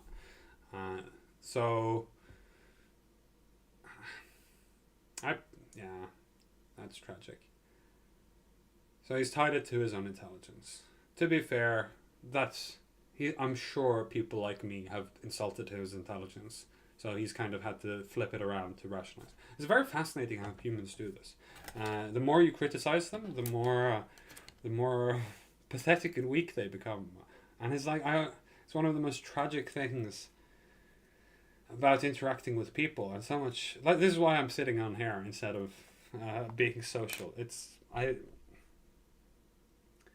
I don't want to see people go through this reaction pattern. I don't want to see people I've challenged, I've pushed on their beliefs go, well, actually, yeah, like flipping around. Like I was talking yesterday about Dave Farina's fallacy video, and he speaks about how these flat earthers or these creationists or these people who are accusing him of all of these fallacies. And what you noticed in them, especially like when he talks about cognitive dissonance towards the end, is that these are clearly words that have been used against them. Shit that's been flung at them that they're now sort of taking and using for their own. And maybe another good example of this is how the most safe space I've ever encountered was the Donald subreddit, which was so fascinating to me at the time, and but it's a sort of weirdly interesting logic where you start with where from their perspective this is exactly what all of the other groups are doing, right? You look at the world and you see that are sort of criticizing you, and you say, well, okay, I can do what you're doing as well. So I think that, yeah, I'm going to throw away this massive pile of pillows.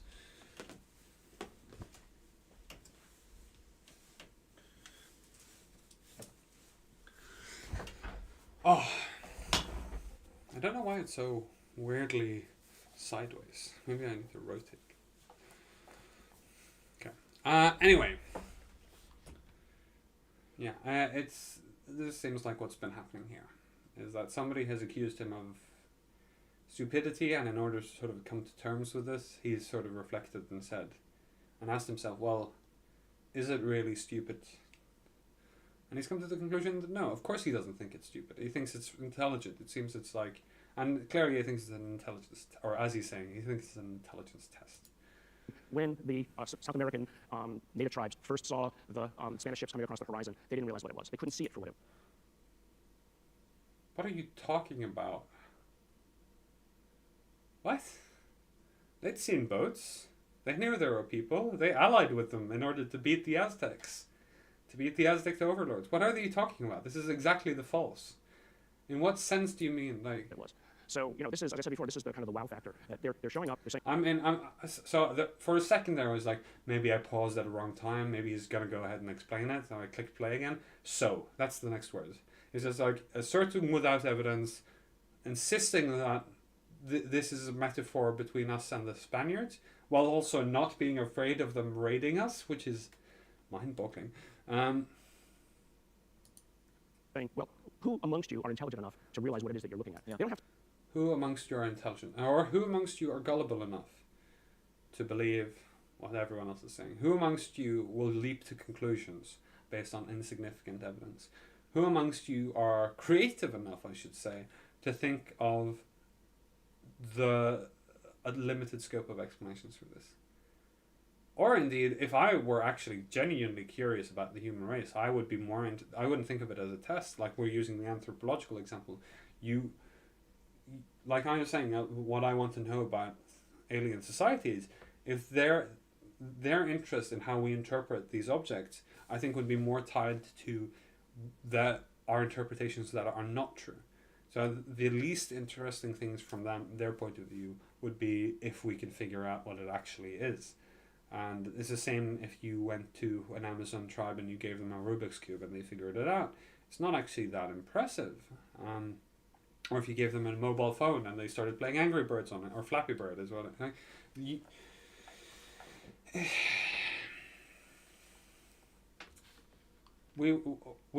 First of all, we wouldn't test people like this. And if we tested people like this, we would all recognize that it's a stupid way of testing people.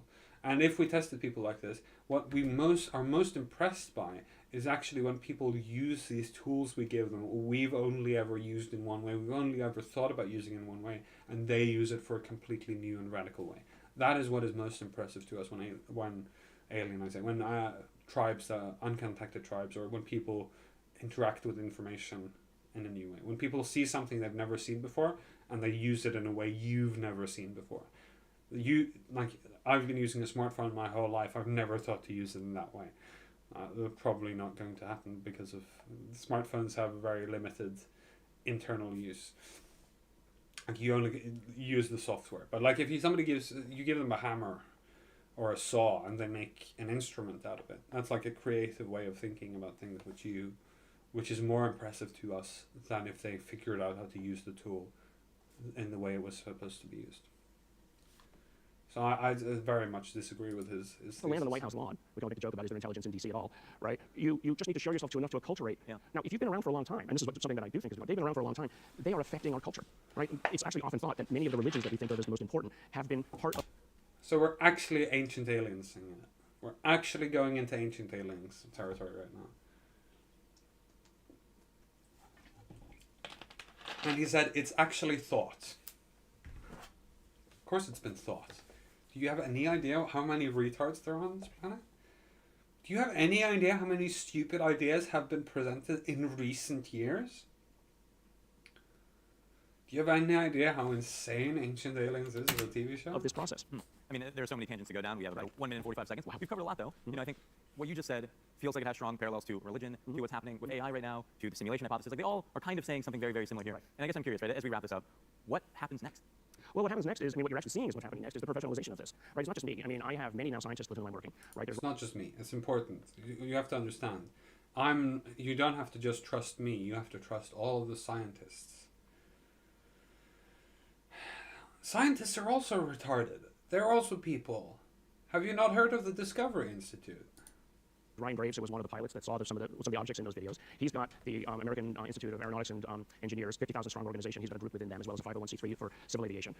Yeah. We've used, I'm just going to be honest, we've used the threat narrative that these things are showing up repeatedly. I mean, this is today. They're showing up repeatedly around our ships. So I think the objective has been... What you think of when things are showing up repeatedly around our ships, is there some interaction between what your ships are made of and how your ships work and the atmosphere around them? You don't go, well, that means they're aliens, right? To make it okay to talk about it. Yeah. Because we made it okay to talk about it, we opened the apertures on the filters on the sensor systems. That's what partly led to the seeing of those Chinese balloons. You wouldn't have seen them if it weren't for that. Yeah. Right? Because Yes, that's good. That's very good.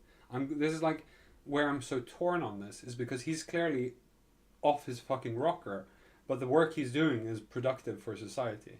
So it's like all of the things he's been saying, like with the exception of like 1 minute of this 18-minute conversation, has been nonsense. Have I done 1.5 hours on okay, well, that's me. That's just what I do. we created laws that said it's time to open the apertures because they were only looking at particular flight paths of things that look like a missile or a plane. So that's the next part. I'm frankly involved with the development of a 501c3 myself. We're calling it the Sol Foundation. And our objective is to actually...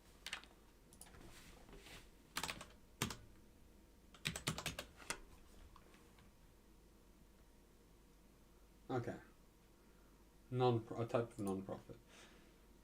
Okay, let's see how biased he is.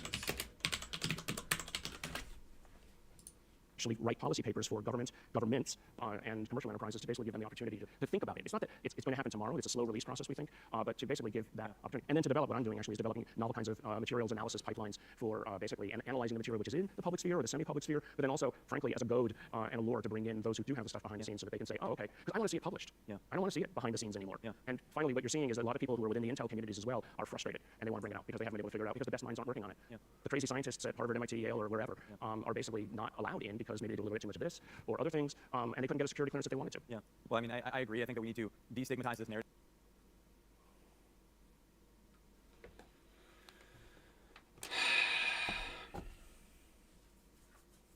I mean, there are reasons. You know the Soviets stole a nuclear bomb from us, right? There are reasons why we have strict requirements for security clearance.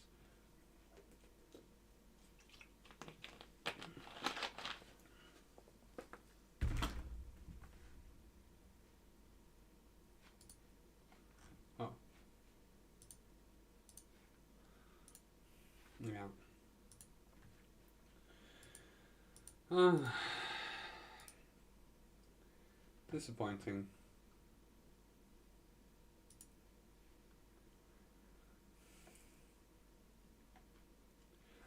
Honestly, it's just disappointing. Do I want to keep going into the aliens rabbit hole? It's just...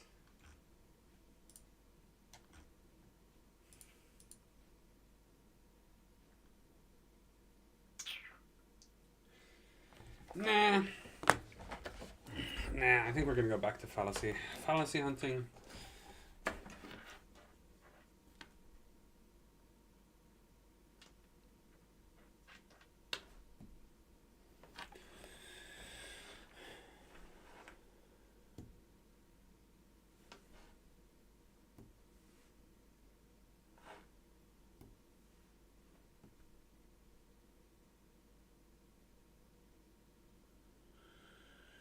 Checking. No syncing errors found. Okay.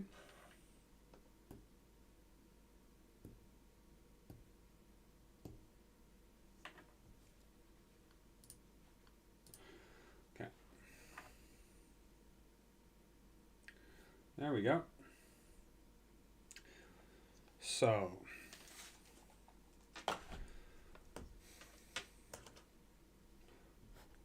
The dangers of fallacy hunting.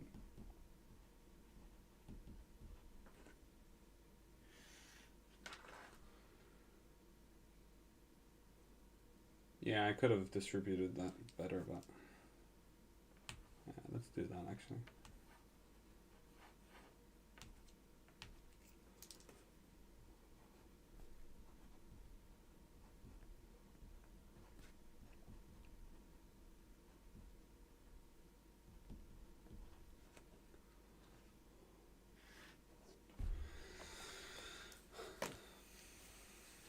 The only real fallacy is thinking certain knowledge is possible. As it's a good reminder after we just watch someone insist that it's 100% likelihood that aliens are here. Twisting that a bit when he says that they're not biologically, their biological bodies aren't here, but still, I mean, it's still the same thrust of the argument. No, I mean, if they have any evidence, I'm very curious. But all of the evidence they present constantly as with proudly is stupid and worthless. And so I mean, forgive me that I am naturally skeptical of these crazy people who insist that there are aliens, and every time you ask them, it's like, well, I convinced these politicians. Well, unfortunately for you, politicians are the dumbest motherfuckers on the fucking planet. So, good luck with that.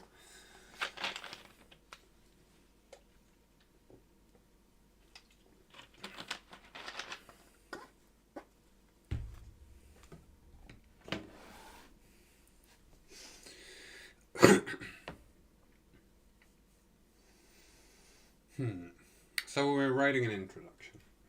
The introduction should be to sort of explain the general thrust. The general thrust essentially relies on this one integral principle, which is spotting fallacies in other people's argument is stupid. Yeah, let's do that.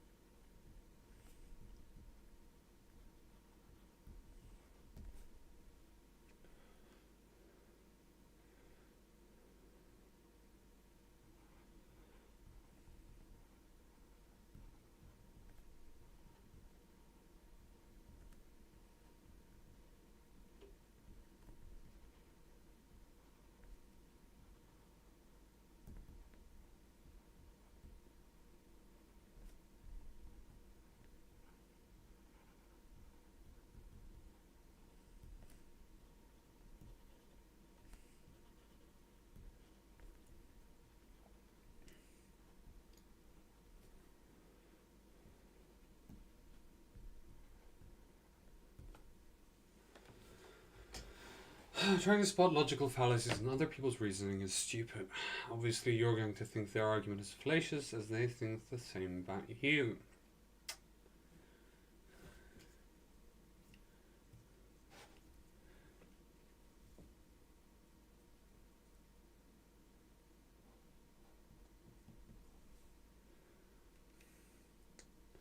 So it's like the reason you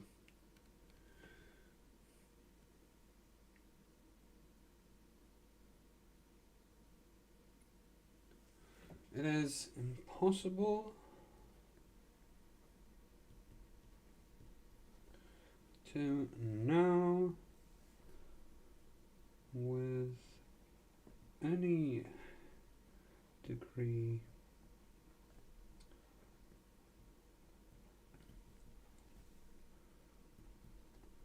whether or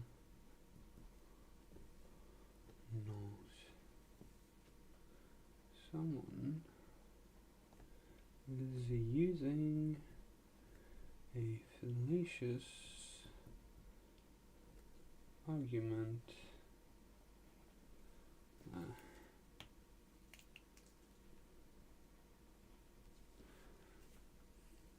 without first engaging with the argument. It's going to be argument from now on. I can't write the last N. We can add one afterwards.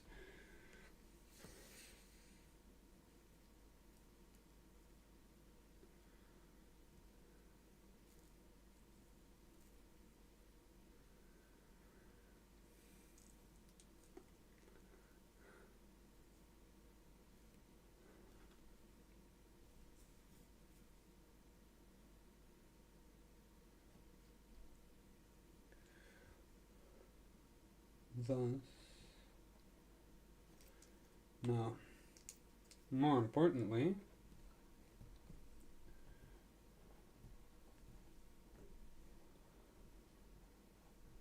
no one is convinced that they are using a fallacy simply by pointing it out. Not even you.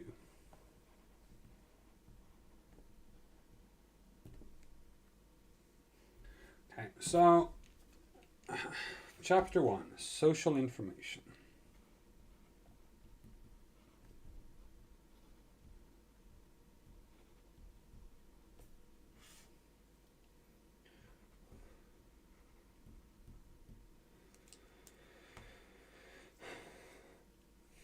Many fallacies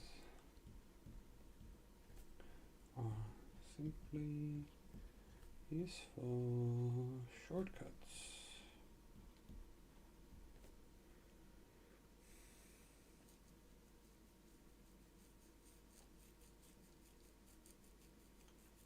I'm still thinking about aliens.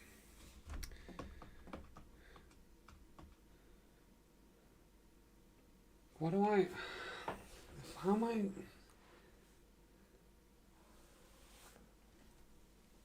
How do I show to people that aliens are dumb as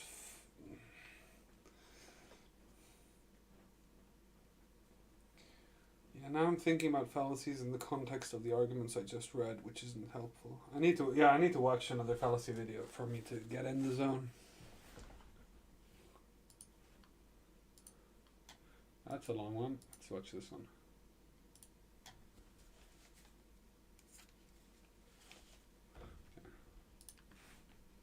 I started another YouTube channel. You may have noticed that recently my content has been getting longer as I've been uploading talks and debates and podcasts, and I recognize that not everyone has the time for this, so I started a clips channel, taking the best bits from my longer videos and appearances elsewhere and uploading them as individual, much shorter videos. The link is in the description to the new channel.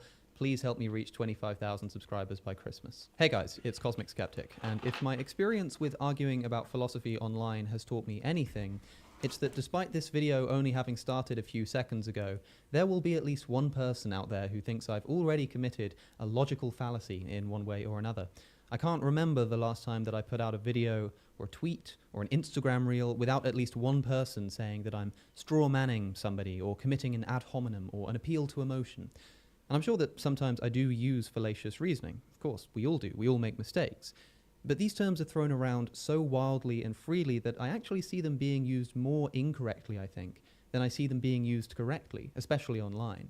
So I wanted to take a moment to talk through them and explain how I see people consistently using them wrong. Now, weirdly, and this was seriously uncanny, I had the idea to make a video called Stop Misusing Logical Fallacies quite a while ago. But just before I began scripting it, I found out that a channel called Professor Dave Explains made a video just 3 months ago with that exact same title, and 2 of the 3 fallacies he talks about are also ones I planned to go over. It genuinely freaked me out a little bit, and it was a complete and somewhat devastating coincidence, but I'm glad I saw it. It's a great video, and you should all go and watch it. I'll link it in the description, but I just wanted to note that for anyone who saw his video on the same subject and thinks that I'm just ripping him off or something, I've adapted this whole video to make sure that the points that I'm making are unique to me. Stop misusing the straw man fallacy. It's not even accurate to call this a logical fallacy at all, by the way, since it's an informal fallacy rather than a logical one. Logical fallacies occur when there is an invalidity in the logical structure of an argument, regardless of its content. Informal fallacies occur when there's a problem with the content of the argument.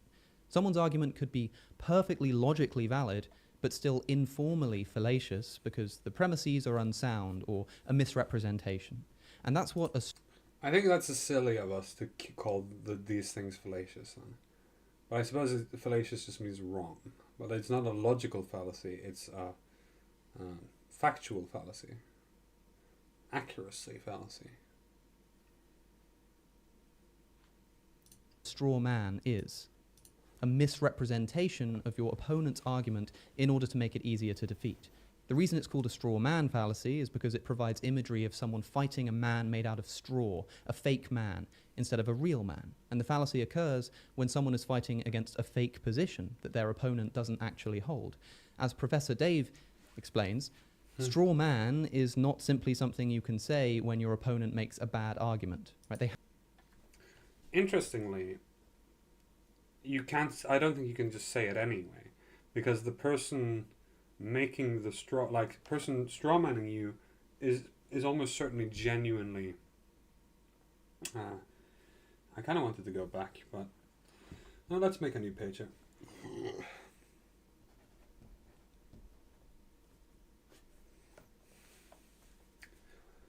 So what was I thinking? Straw man, yeah.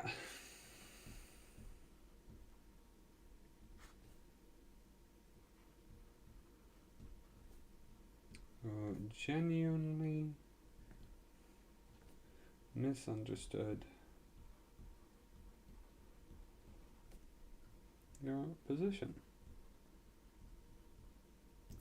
Because this is kind of what I wanted to go through here. As I think what I'm reacting to is a point he makes in all of 10 seconds or 5 seconds maybe, which is that informal fallacies aren't real fallacies. But I think we really need to drill in on that and sort of make it clear why it's such a bad idea to think of it as a normal fallacy, or why it's such a bad idea even to go fallacy hunting, is that the people who use fallacies don't think they're using fallacies, and if you call them out on using fallacies, they don't become convinced that they've used a fallacy.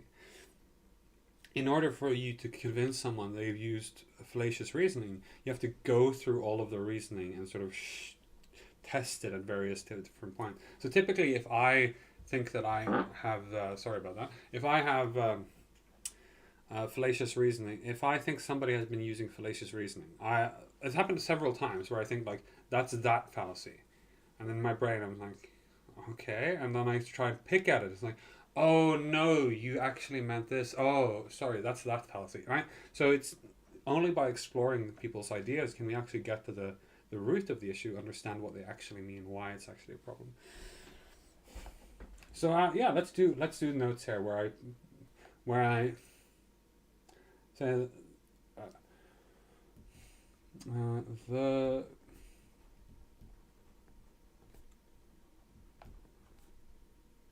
fallacies.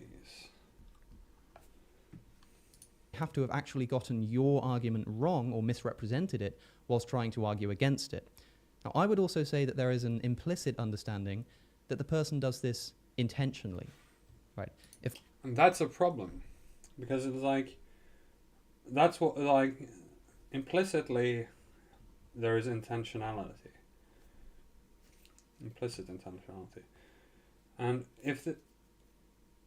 and it's very hard, in case you were wondering, and it's very unproductive to argue with someone by trying to sort of undermine their sort of character, which is essentially what you're doing. If you're going and saying, like, with this noted, with this implicit intentionality, when you say you're straw manning me, what you're saying then is you are intentionally and deliberately misrepresenting my position in order to score rhetorical points. You're not just saying, no, you haven't understood. You're saying you are doing that with rhetorically devious goals in mind. You also have the sort of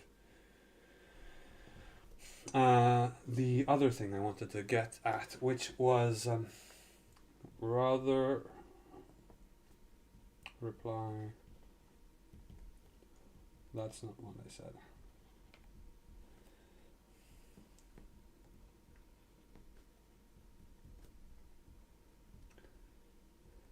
Because not only should you not sort of go fallacy hunting, if you do go fallacy hunting, don't talk about the fallacies. That's the problem. That's the problem with learning about fallacies.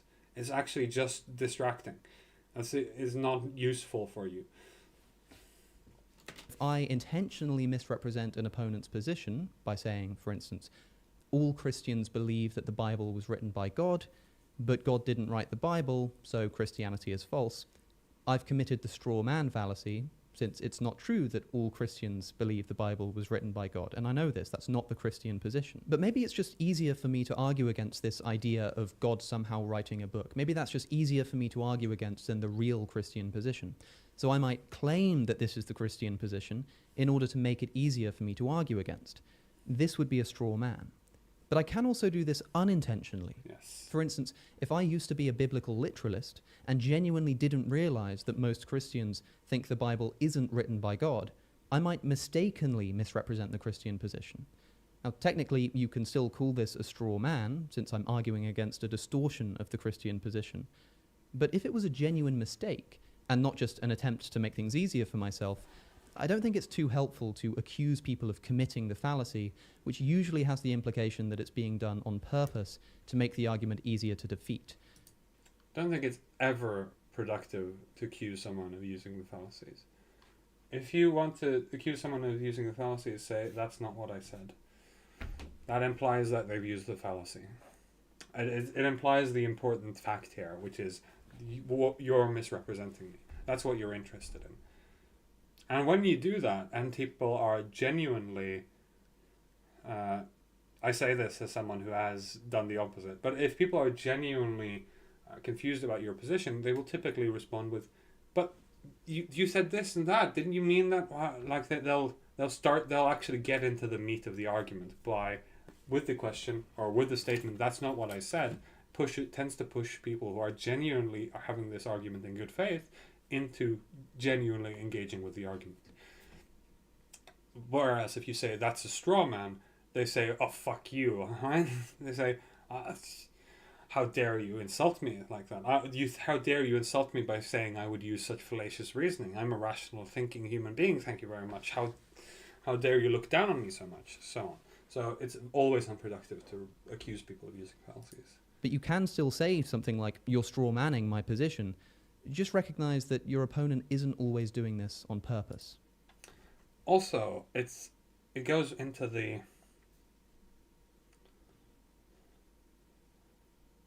this is rude, not illogical.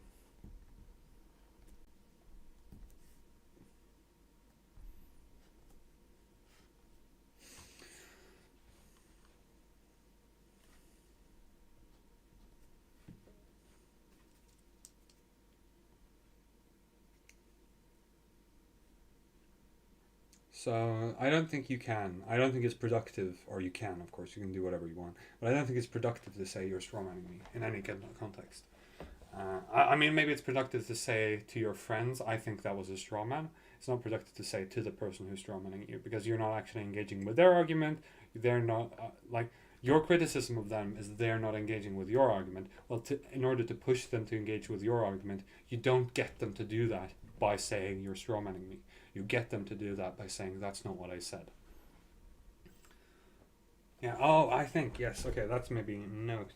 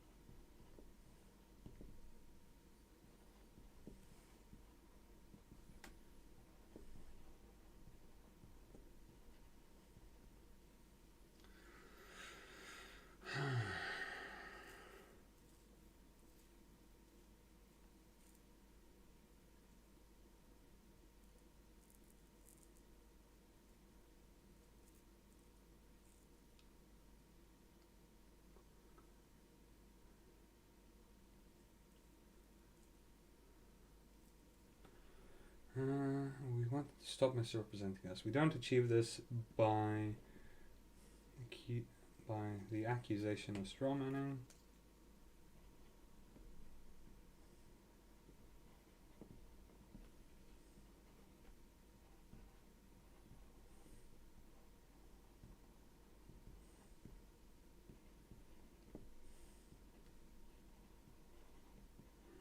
Changing their misconceptions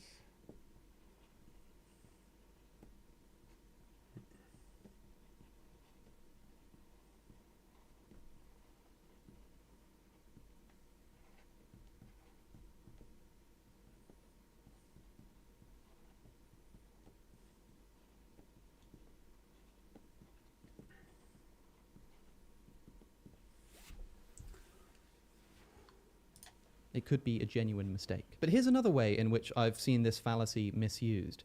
Sometimes I've pointed out that if someone believes one thing, that should lead them to another belief which they claim they don't hold.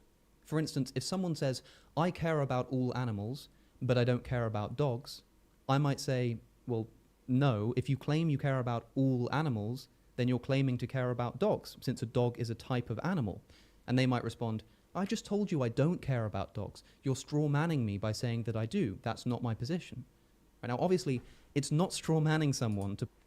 That, I think, is a very interesting one, because it gets into the slippery slope argument. Obviously, it's not strawmanning someone, but it is, I think, a slippery slope argument. It's just that it's not a false one. It's a correct slippery slope argument. So it's a slope argument, I guess. It's yeah, let's write that, because obviously he doesn't mention it. But the slippery slope, and but I really like that he sort of uses an argument that has the sort of hallmarks of the fallacy without being incorrect. And that's kind of the real thrust of the issue here, is that most of the fallacies we use are reasonable to use in a lot of situations. Like in this context, where if somebody says, I care about all animals, but I don't care about dogs, the argument that there is a logical connection between it follows from your belief that you care about all animals that you care about dogs. That said, in this context, I'd probably ask, why don't you think dogs are animals?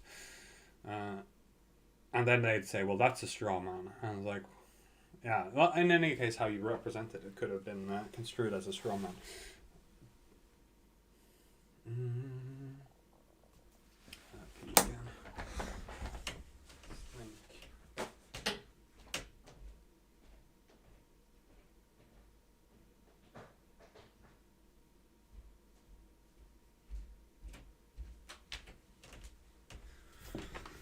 Actually, I'm going to do it this way.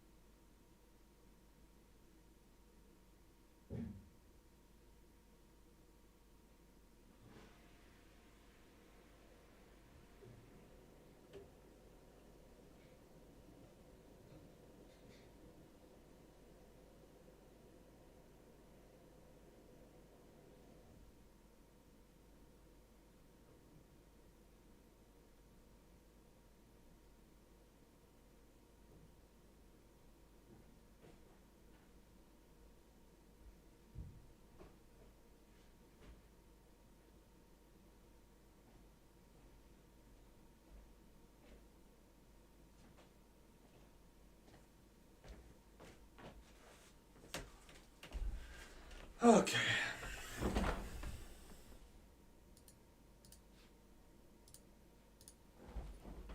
To point out that the implications of a belief that they hold might include another belief that they claim not to hold. Right? I'll give you a real life example to tell you what I'm talking about. After I posted a video about veganism claiming that we don't have the right to harm an animal for the sake of taste pleasure, someone tweeted the following to me. Admittedly, you do straw man the omnivorous side of the fence. There are other options for nutrition, sure, but that doesn't mean it all comes down to only taste, as you continuously say it does. If you want to be taken seriously, steel man the opposing argument instead. So this person thinks that I'm straw manning the meat eater's position by claiming that the only justification they have for eating meat is taste pleasure. Their position is actually that it's about getting proper nutrition as well. So when I say it's only about taste pleasure for them, I'm straw manning them. But this isn't what's happened at all, right? My reasoning is as follows. Let's say that you think your justification for eating meat is taste pleasure and nutrition. Right? I make the point that it's perfectly possible to get the exact same nutrients without eating animals. And so you can't justify eating animals by saying you need the nutrients because you can get the nutrients elsewhere. Right? The only thing that you can genuinely not get. What did I describe it as earlier? People who genuinely, or people who misunderstand your position. That's a person who uses a strawman fallacy, is a person who misunderstands it. Similarly, a person who thinks your position includes beliefs that you do not. Did I categorize slippery slopes and strawman as the same type? Where are we?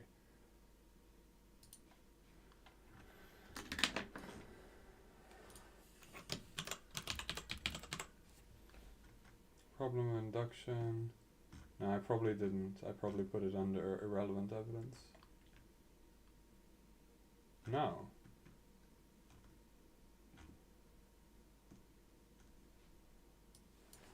Do I not have strawman?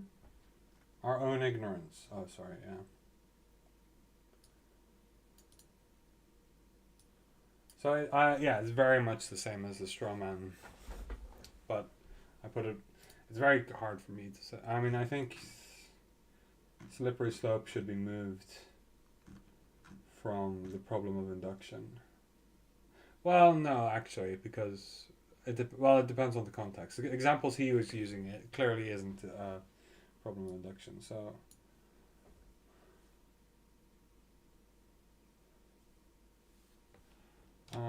cut.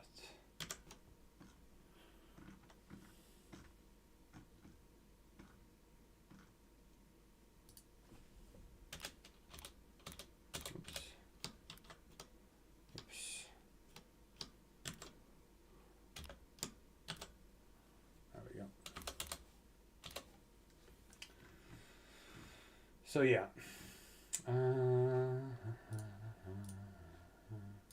Anywhere else. Person who thinks your position includes beliefs that you do not. So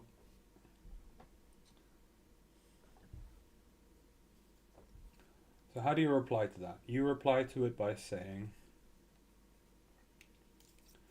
well, yeah, I mean the goal okay, let's go back to the goal.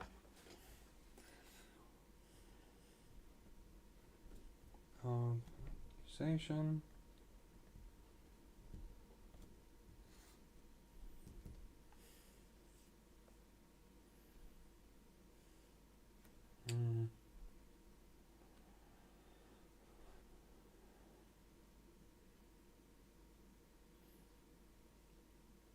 To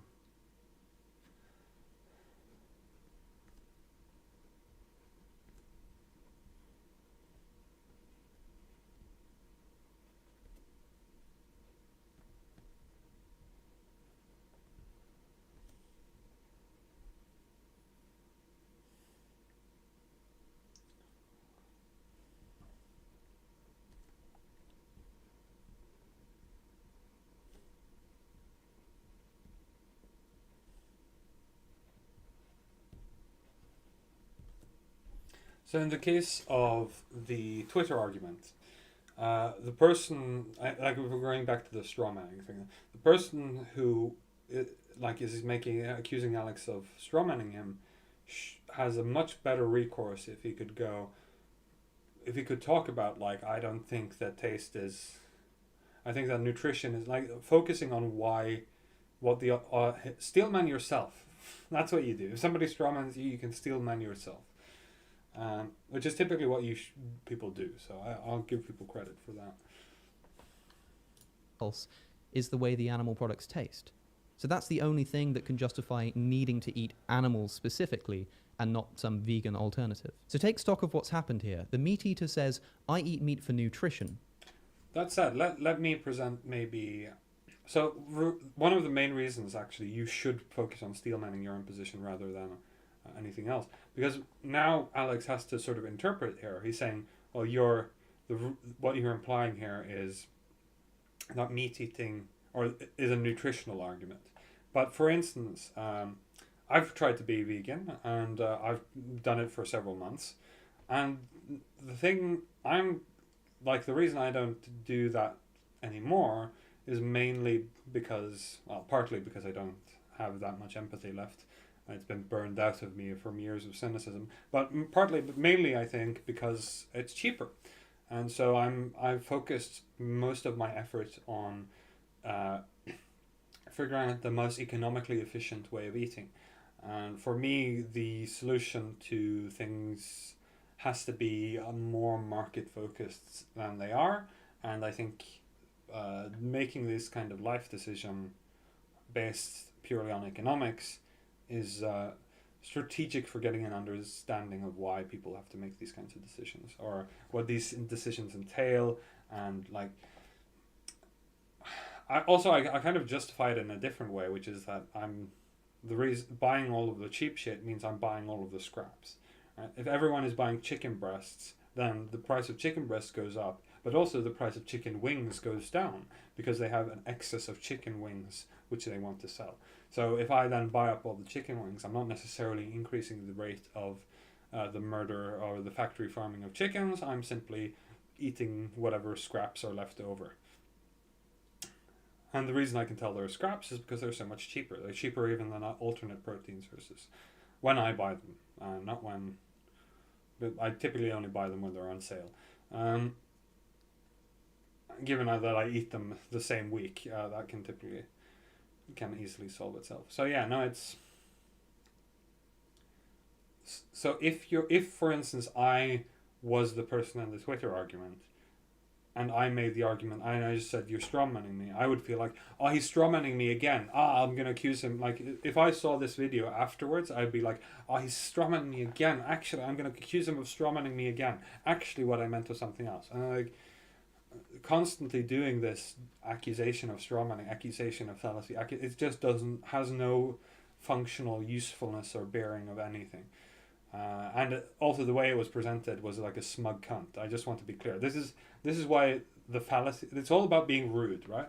The person who, in this Twitter argument, is just a prick. If you want to be taken seriously, steel man the opposing argument instead, right? It's just being a dick. And that's kind of why... This is, of course, the fallacy, but this is why fallacies are more about manners and less about logic, or at least, as he mentions, the informal fallacies. So, if...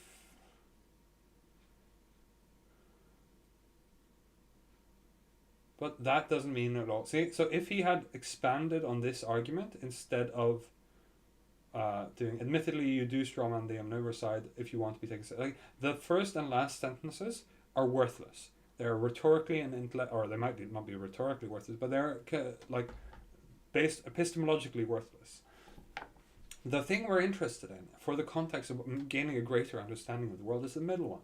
There are other options for nutrition, sure, but that doesn't mean it all comes down to only to taste, as you continuously say it does, right? So explain that position. Explain why you think that the fact that there are other alternatives for nutrition, because as just happened, all that happened was you both of you restated your opinion, Alex just restated the argument. Well, actually, no. I think it does follow from the fact that there are nutritional alternatives, that taste is the only ultimate justification. Whereas, for instance, you can make a sort of softer, meld together my argument and his argument and say that, well, there are options for nutrition, but they're harder, they require more work, they require more money, they require more time, more understanding. Right? You need other components in order to, that are sort of not weighted by the argument. And in order to actually get at this, you actually have to explain it, dig into the dirt, be like, the fact that there are other options for nutrition doesn't necessarily mean that these options are equal in all other ways than taste, right? There are other options for nutrition. I can eat other things. I ate chickpeas and mackerel today, but that's also one of the weird reasons I did I skipped out on the veganism thing. Was I realized that Norway could be self-sufficient in food if only we ate more fish. And so I was like, okay, well, I'm going to buy the cheapest fish they have and I'm going to eat more fish. I don't know actually how. Philosophically, the argument, fish suffer just as much as any other species, but typically people are less emotionally attached to fish. So, as I've made the argument many times, people aren't ethical in this way they think they are, and so most of our choices don't reflect the fact that we aren't ethical in this way we think we are. Yes, okay. Yeah, justify the link between certain beliefs. For nutrition, I haven't straw-manned you by understanding your position, representing it correctly, and showing why what you claim to believe is false. This Well, I think, okay, the argument here would be that it is unintentionally misrepresented. would be like someone saying, I believe in God because I took LSD once and spoke to him. And me responding, well, no, you probably believe in God because you hallucinated hearing his voice due to the effects of the drug. Imagine the believer responding, you're straw-manning me. My position is that I spoke to God, not that I hallucinated his voice. That's not what a straw man is. No, but that kind of catches on to the really tricky bit here, which is that people will think you're strawmanning, or feel like the experience of being strawmanned is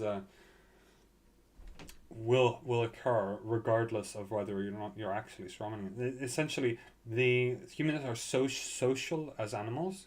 I say this purely anecdotally, but purely anecdotally, from my experience with arguing with my family members and also pretty much everyone I can find, from that experience, I'd say that whenever I had a lot of interesting experiences, which basically went. I tried I tried a lot of different strategies, and one of the strategies, first I tried just saying, no, I think you're wrong for this and this and that reason. No, you've misunderstood me. So what I tried to do then was okay, I'll figure out how to explain their position in their own words. And then I explained it, and I was like, yeah, sure, I guess that makes sense. And then I cut in, and this leads to that. And then, no, you've misunderstood me. So essentially, what I've noticed is that the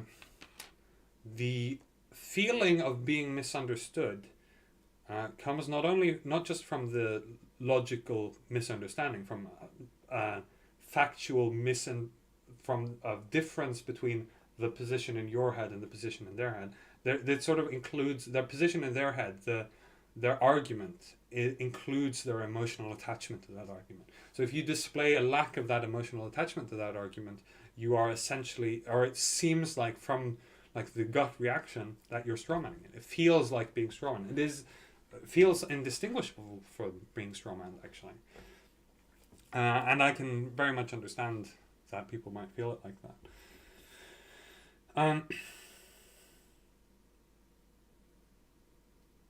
Yeah, I said as much yesterday. I think that's fine. Well, I mean, I feel like I should add that to the one. Yeah, I'll add it to this one here.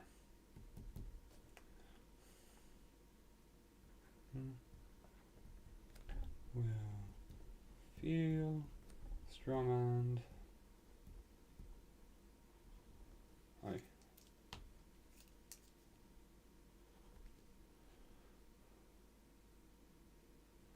N's and E's and all of that stuff. Strawmanned simply from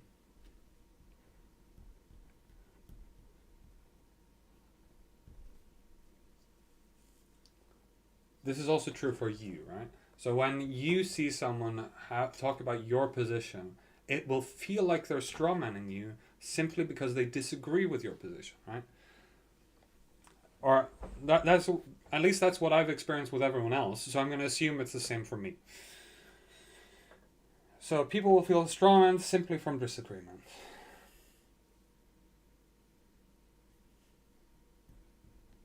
I think they attach their emotional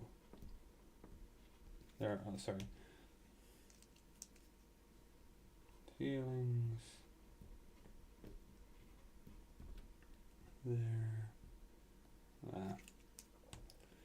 I usually just write their beliefs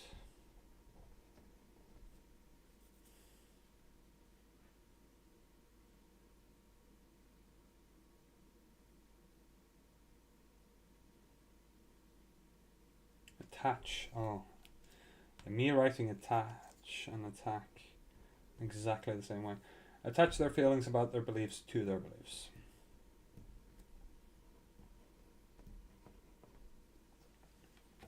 So people feel whenever you try and represent their position, the fact that you disagree with their position is creates a sensation which is essentially the same as being strawmanned.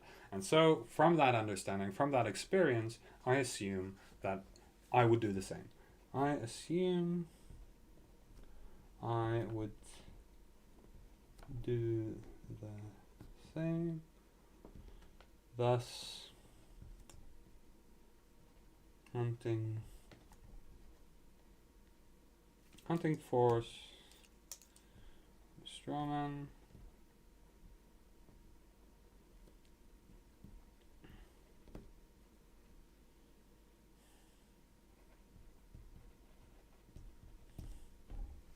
I'm essentially just saying, reiterating the position I disagree with you. It doesn't have any rhetorical or logical value. Just because I think your position is faulty, don't think that this automatically means I've misunderstood or misrepresented it. No, but it feels like you have. And so when we are like, the idea that we shouldn't be, the reason I'm like arguing against being aware of fallacies is specifically because of this phenomena that he's sort of railing against, which is that when people disagree with you, it feels like you've been strawmanned. So I very much, I think this is a very good example of exactly the problem of trying to accuse people of strawmanning, because it will feel like they've strawmanned you even if they've just, not even if they've just misunderstood you, but even if they've sort of misunderstood your emotional attachment to it, misunderstood some component of it, haven't completely mimicked your position. It's like usually when you try and show someone you understood something, you explain it back to them in your own words. But for people to genuinely feel like you've understood their position, you actually have to explain it back to them in the same words with the same emotional, the same emphaticness, the same weight to it. Stop misusing the ad hominem fallacy. This is one of my favorites. Ad hominem is short for argumentum ad hominem, which is Latin for argument against the person. And this fallacy is committed when, instead of responding to your opponent's argument, you instead attack their personal characteristics in order to undermine their argument in the eyes of an audience. Now, that last part is crucial. It has to be an attack on someone's character in order to undermine an argument. Merely attacking someone's character in isolation is not an example of the ad hominem fallacy. As Professor Dave also points out, an insult is not in and of itself a logical fallacy. As an example, if my friend Max puts forward an argument for the existence of God, say due to the apparent fine-tuning of the universe for life or something, imagine I were to respond by saying, Max, you're a liar and a fraud and a bad philosopher, so your argument must be wrong. This would be an example of the ad hominem fallacy, specifically because I haven't just called Max a fraud, that's just an insult. I've said that his argument is wrong because he's a fraud. But this obviously doesn't follow. Someone who is usually a liar and a fraud is still capable of putting forward a sound, valid argument, and that's why it's fallacious. Crucially, though, the way this is usually used incorrectly is people assuming that any time someone insults an opponent, it's a fallacy. And this simply isn't true. It's only a fallacy if the insult is used to This is a fun one. Because now getting into the social information. Here is actually the difficult bit, because I feel myself disagreeing. Which is...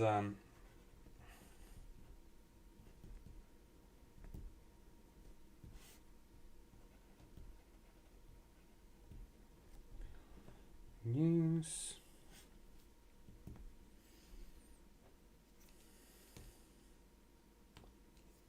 Why should I trust you?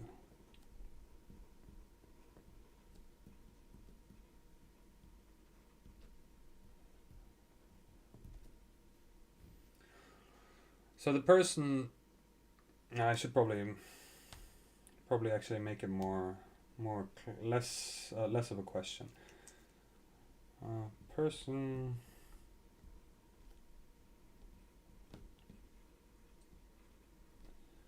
Your state.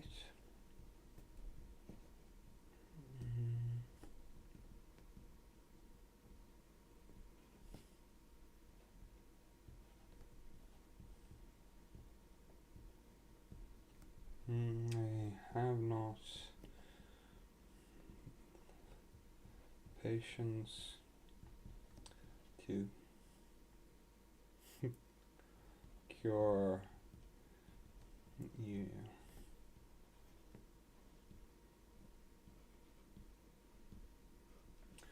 So there's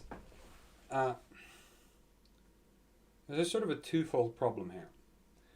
One is that the idea to undermine your position in order, like it being fallacious only in the function of an argument, is all well and good if the entirety of the argument is explicit and logically laid out. If we were writing argument A implies B, and A union B implies C, or something like that. I mean, if we have all of these things, then if arguments were presented in this way, then it would be actually quite clear the difference between an ad hominem and just an insult. But most people are, and in fact all people are social animals. Even introverts like myself, who spend all night sitting up, who specifically wait until they can stream until everyone else in the world is asleep. Except Americans, which might work.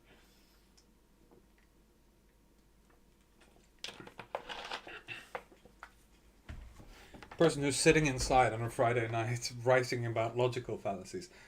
Even people like me have a sort of social instinct built into it, into us. And the social instinct here, the social instinct is a bit of a problem, because it means that it has a sort of, I've been spending a lot of time noticing the problems with people's logic, I've been very much more interested in why people believe weird things, and one of the things I've sort of noticed most recently is tribalism. Is probably the main reason people believe weird things, is a feeling that they belong to a certain in-group and a certain set of positions belong to the said in-group. So in order for them to belong to said in-group, they have to share these sets of positions. It's usually not as explicit as this, but what the effect of this is that if somebody who you perceive to belong to your in-group insults someone else, then they are creating the conditions for them to be perceived as the out-group. So, for instance, when Professor Dave slings shit at creationists, like I said, it's a useful function. When I was watching his video yesterday, it's a useful function. It's fun to watch people preach to the choir. But I understand that he's not actually trying to convince the people he's talking about. He's trying to entertain me. And so, in this sense, what happens is, because he's trying to entertain me, because I can recognize he's trying to entertain me, because I feel was already a little bit on his side, once he starts insulting people, a very small primal instinctual part of my brain will be better disposed to, more and more positively disposed to Professor Dave's argument, and more and more negatively disposed to the opposing argument. So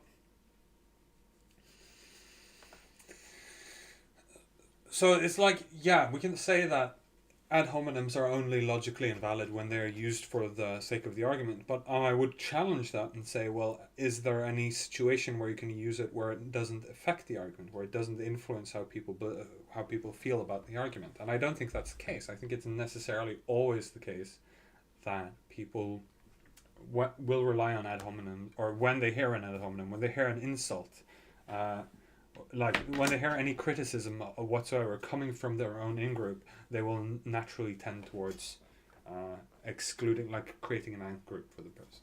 So if I'm arguing with people and yelling at people online, or like in my friends group, typically what happens is, like, we bring each other into the in-group again after the discussion, even though we out-group each other while we're having the discussion. So it's like, so sure, ad hominems aren't inherently illogical, but in practice they are. In practice, they're always used in favor to further the argument. In practice, that is the effect they have. Regardless of whether or not that was the intention, that is the effect they have.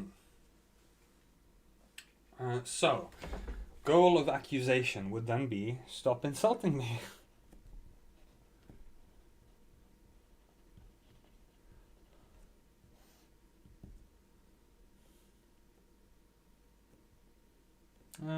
I want it there.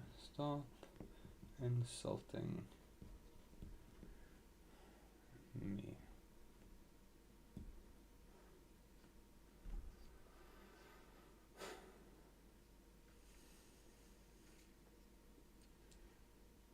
Yeah, I should make this note here.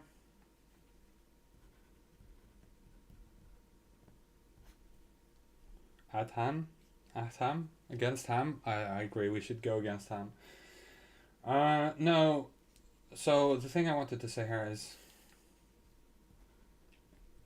insult from your in-group will always have the same rhetorical effect as intentionally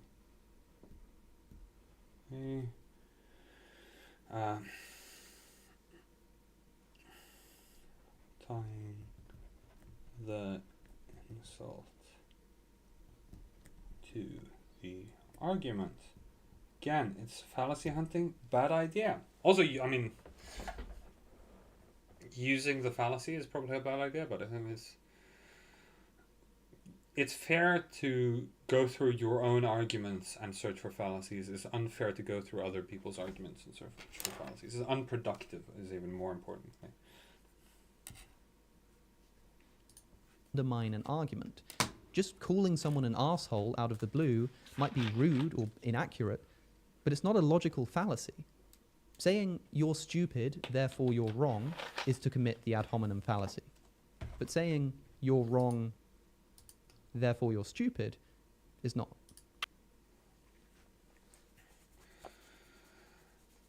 Yeah, you're wrong, therefore you're stupid. But, sure, but saying that's the dumbest thing I've ever heard, give argument, does effectively create the ad hominem fallacy in the minds of the listener. Like it's fun. It's fun because the philosophers who think about this, who've made this, have sort of grandiose ideas of how rhetoric actually works. But no, in reality, rhetoric is shit flinging nonsense where we use all of these strategies and accidentally end up on committing logical fallacies and accidentally apply logical flaws. And I think fallacies are very much built into the human brain, and I think they're more useful. Like I was talking all day yesterday about computers. We should watch more rational animations. That was what I was thinking about earlier. I was talking about computers. I was talking about, yeah, we could have done that after the grabby aliens. I was talking about computers and alien minds. No, sorry, I was talking about AI and whatever. Not important. Probably not important. Forgot what I was talking about. Appeal to Stop emotion. misusing the appeal to emotion fallacy. And this has become particularly apparent to me since I started promoting veganism. People often accuse me of an appeal to emotion because I talk about the fact that non-human animals have emotions that need to be morally considered.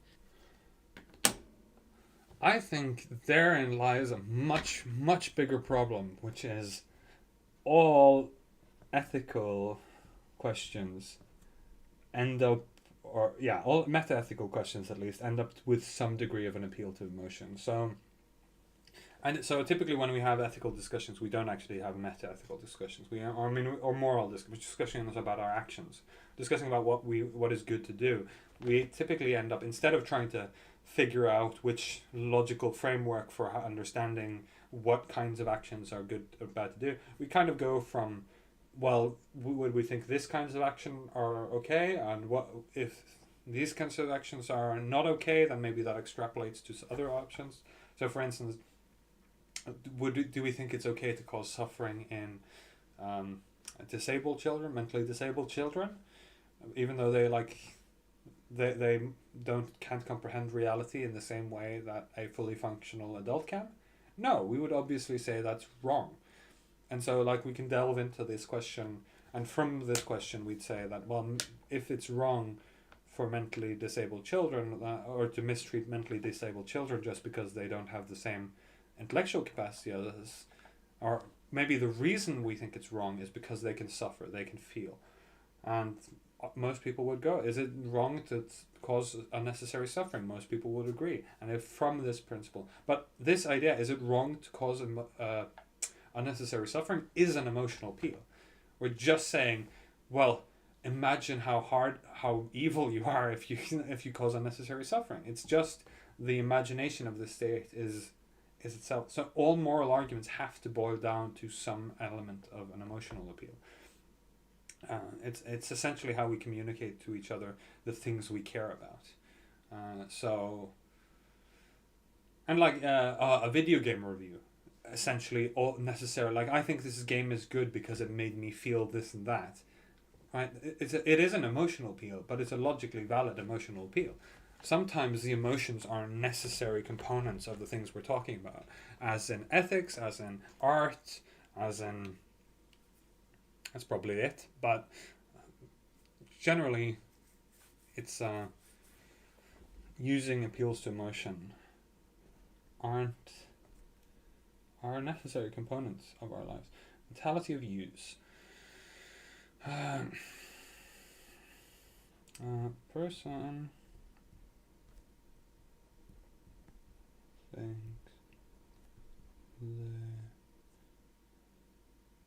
thinks some emotional state, some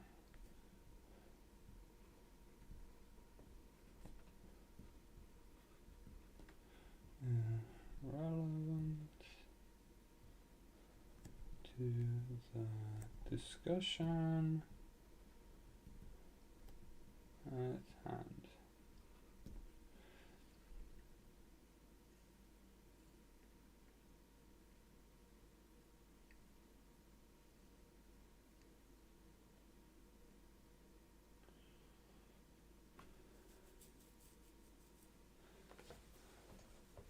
My arms feel... I carried some stuff. I bought some seeds yesterday, and I had to carry them back from the store in this big box, which was exactly too big to fit in the bag I had brought to carry it with me. So now I have weirdly tired biceps. just because they were locked in that position for the walk. Yeah, a person who thinks an emotional state is relevant to the discussion at hand. Say, ethical or artistic one.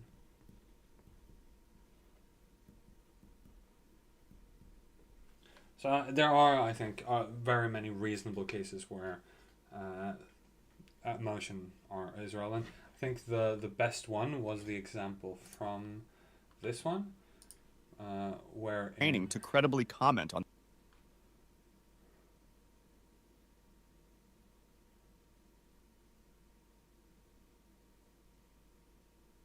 Does he have it in a list here? Yeah, he does. Appeal to emotion.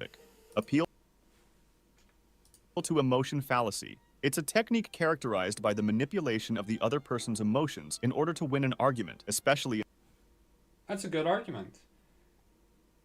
Right? Why should you have the cake? Because I had a really bad day. That's a good argument. It is relevant. The emotional states of the people involved is relevant in this case. And there are situations like it where it is interesting and relevant to use it. So, goal of accusation. I should probably listen more to what Alex has to say, but what's the goal? Accusation. Let's listen to him. That's not what the fallacy is. The appeal to emotion fallacy occurs when, instead of providing a proper argument in favor of my position, I just say something that will spark an emotional response in you to get you to agree with me that way instead. For example, if I were to say, hey, you should stop eating animals because look at this picture of a cute pig. Look at this video of a cow crying. It's so horrible and sad to kill them. We really need to stop this. Yeah, that would be an appeal to emotion. I'm trying to convince you, not by providing some valid philosophical argument, but by trying to evoke an emotion. To be fair, the emotion you're evoking in these examples is the philosophical argument. You're evoking the idea that look at them, look how they suffer. You acknowledge from your own emotional reaction to this that they suffer. The fact that they suffer is the relevant fact here. So the creation of emotion, the emotional appeal, is the evidence you're trying to present to them, right? If I say, no, of course animals don't suffer. Like, I've never seen them suffer. And I'm like, well, see, they suffer. Like, if I say animals don't suffer, how do you prove to me that they do? You do it by an emotional appeal. You don't do it by saying, well, it's logical that they should suffer given that they have the same nervous systems as us. And I say, well, so if we find something that doesn't have the same nervous system as us, or would that mean they suffer? And it's like, well, no, we could probably base it on certain psychological attributes, or they would say just dismiss it out of hand. One of the arguments I remember using when I thought, because I think it's a much more complicated question than it seems on the face of it. It seems very trivially easy, like, oh, the question is not if they think, it's if they suffer. It seems like it is that easy, but I think it is more complicated than that. And I think one of the reasons it's more complicated than that is sort of the epistemological problem in sort of determining how relevant states of mind of non-human animals are. And to show this, I'd say that there are types of animals who shy away from damage, who avoid damage, to avoid harm. So in a certain sense, this behavior of the plant is very much similar to what the animal is doing in the way that I can recognize it as being pain. But it's just that it's so foreign to me compared to my own kind of experience. Which is, to be fair though, that's kind of the point, right?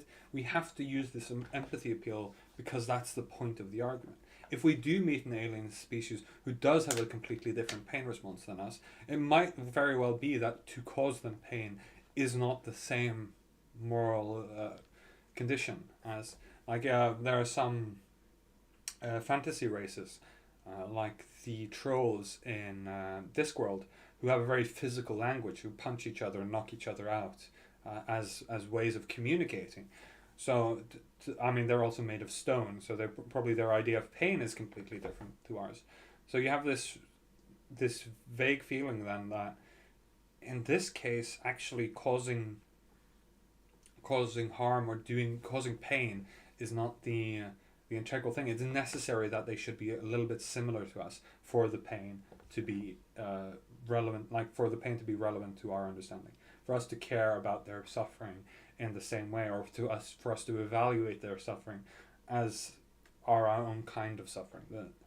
It requires a certain level of empathy, and that requires an appeal to emotion.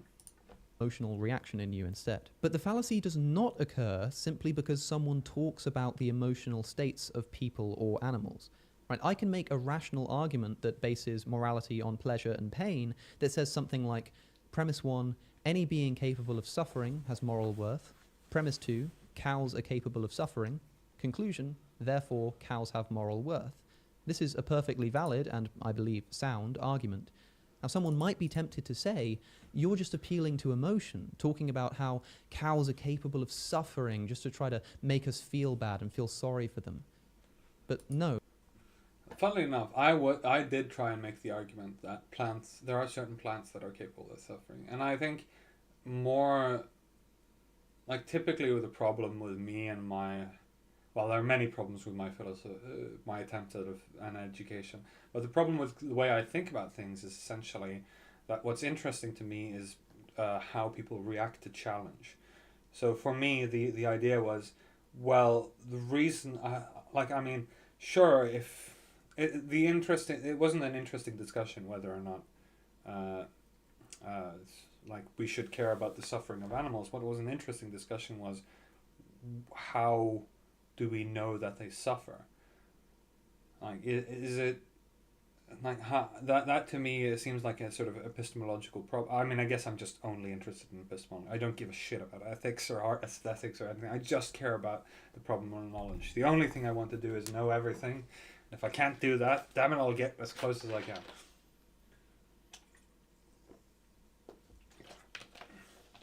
What is the goal of the accusation? So if somebody accuses you of making an appeal to emotion, what is the goal of that accusation? What is it they're trying to get you to explain?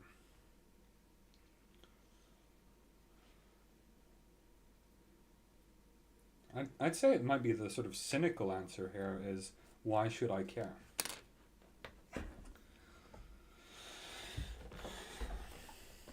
Explain why I should care.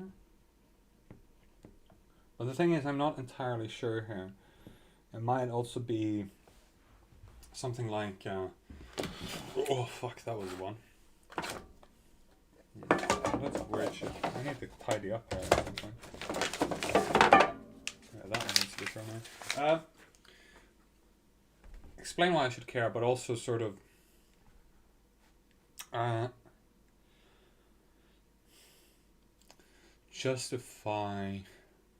justify the emotional reaction is maybe a better explanation. Justify the emotion, which is just kind of the same thing, but I think justify the emotion captures the point better. Like, justify why.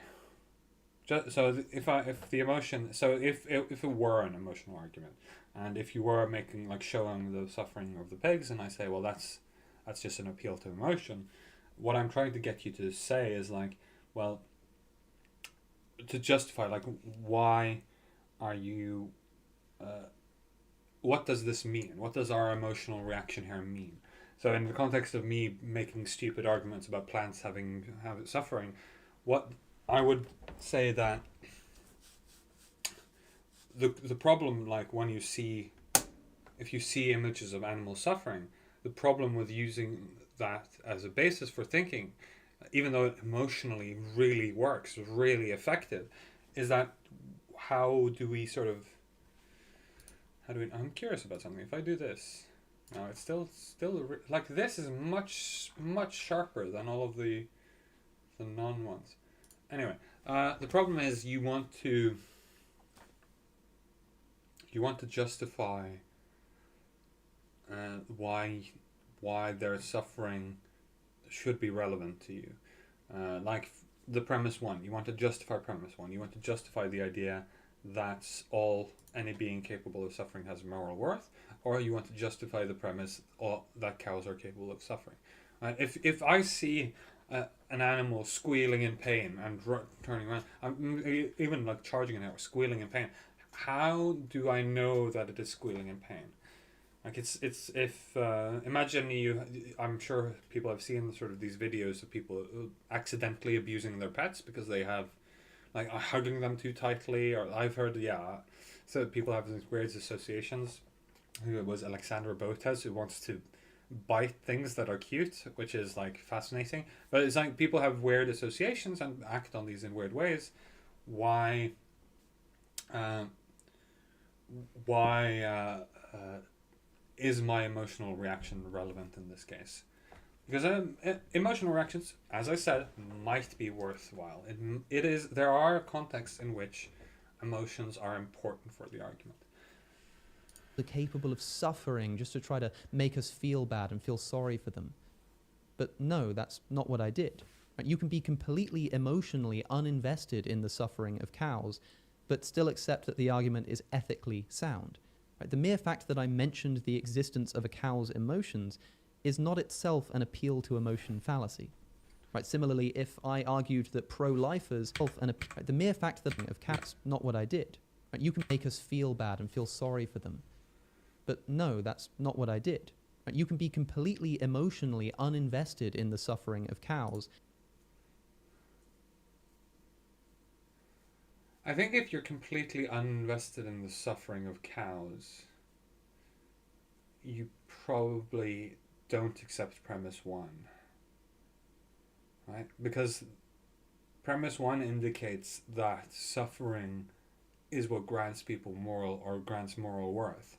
So if, like, yeah, I don't think it's true that actually you can be completely emotionally uninvested in the suffering of cows for the argument to be sound. You reject the first premise.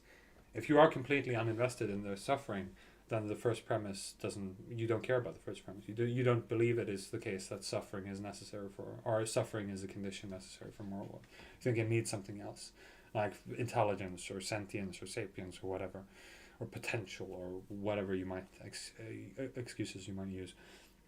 I think it is necessary that the suffering of cows should matter to us, or like if only if it's moral.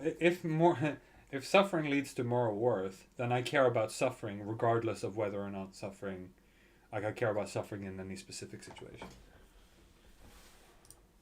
But still accept that the argument is ethically sound. Right? The mere fact that I mentioned the existence of a cow's emotions is not itself an appeal to emotion fallacy. Right? Similarly, if I argued that pro-lifers need to consider the emotional impact on a woman who was raped being forced to bear a child, it's not an appeal to emotion fallacy. Right? I'm not saying, oh, think of the poor women. I'm saying that ethics needs to be an analysis of what causes suffering, and emotional distress is a form of suffering. Right? Simply mentioning the So mentioning the existence of suffering is necessary for the first one. The idea that suffering should be a moral principle. existence of emotions and using this observation in an argument is not a fallacy. It's only fallacious if I'm using the emotional connotations of these concepts to try to win you over, rather than relying on the validity of the argument that uses these concepts. Here's another way that the appeal to emotion fallacy gets misused, this time using a real-life example, again from Twitter. It came at the end of a lengthy argument, but we were talking about people who call animal slaughter murder. I said, I can't deny that if you define murder as the taking of innocent life without good reason, then those who eat meat for taste pleasure alone are supporting murder. But I've never gone around pointing at people and calling them murderers. As you say, that's not helpful at all. So I'm saying that if for someone murder is literally defined simply as the taking of innocent life without good reason, then taking an innocent animal's life without good reason would technically be murder. But I myself think that this is an unhelpful label to use. Here's the response. Well, here's the thing, Alex. The fact that you're using the word innocent in front of the word life is an example of appeal to emotion. It's one of the reasons why people ignore you. I do not dislike your stance. It's your rhetoric that turns me off. Jesus Christ. See, this is why I'm saying, open it up. Fallacies are annoying, not illogical. That's the problem with them. The problem is not that they're logically unsound. The problem is that, God damn it, why are you such a piece of shit when you're talking to me? That's the problem with the logical fallacy. I'm gonna make it here so that it's as big. I put this here so I can. No, I can't put that there. Never mind. What we can do. Oh no. What we can do is this so that it kind of covers it up. Voila. Okay, good.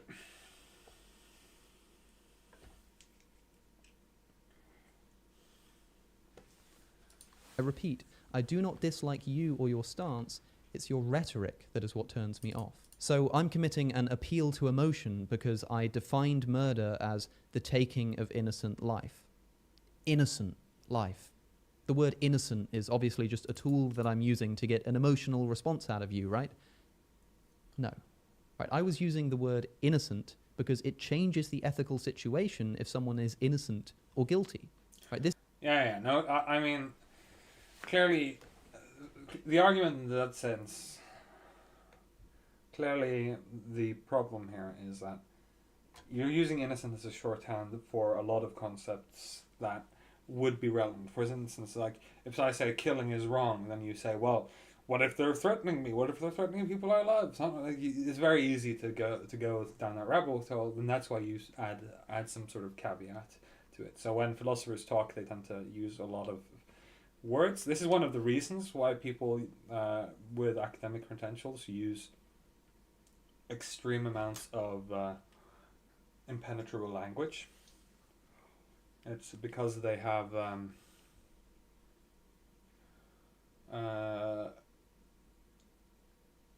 it's because they want to be accurate, and because their brain can sort of predict what the argument is going to be if they aren't accurate.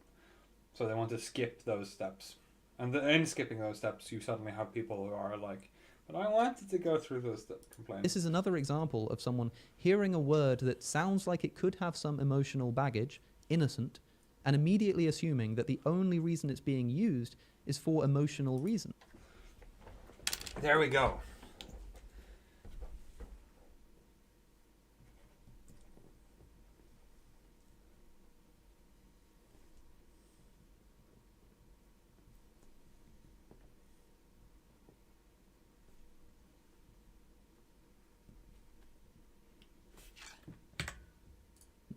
And immediately assuming a word that sounds like it could have some guilty.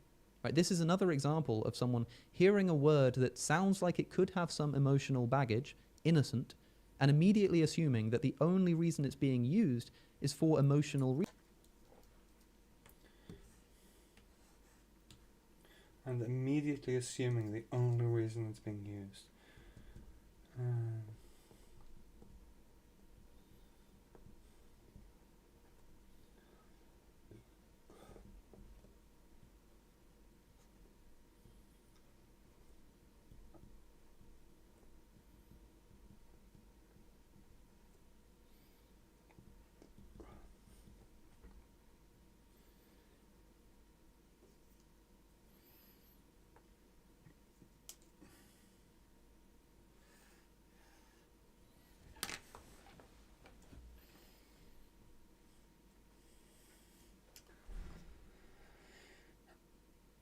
Essentially, yeah, I noticed this the first day I read about this as well. And it's really hard to sort of formulate it in a way where I feel comfortable about saying it and it doesn't feel like I need to add more sentences. But essentially what we're getting at here is that in order to correctly notice if somebody has used a fallacy, you have to sort of actually understand the function and setup of their argument. You have to see where the dominoes fall. So in order to genuinely understand if somebody's used a fallacy, it's not enough that you feel that it's not enough even that you think you've observed it, because what you're essentially doing then is saying, this is the only reason you're using this reasoning. The only reason I feel an emotion is because you made an appeal to emotion. The only reason I feel insulted is because you made an ad hominem. The only reason I feel misrepresented is because you made a straw man. Right? Constantly, the only reason, amusingly enough, the only reason we can get to this position where we believe that a fallacy has been used is if we ourselves cannot comprehend any other function of a statement than as being a fallacy. So it is our inability, our lack, our ignorance of our opponent's position that leads us to accuse people of fallacies. That's how I want to phrase it. Is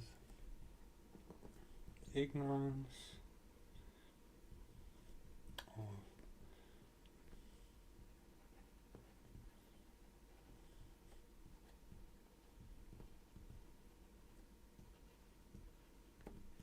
lead us to believe that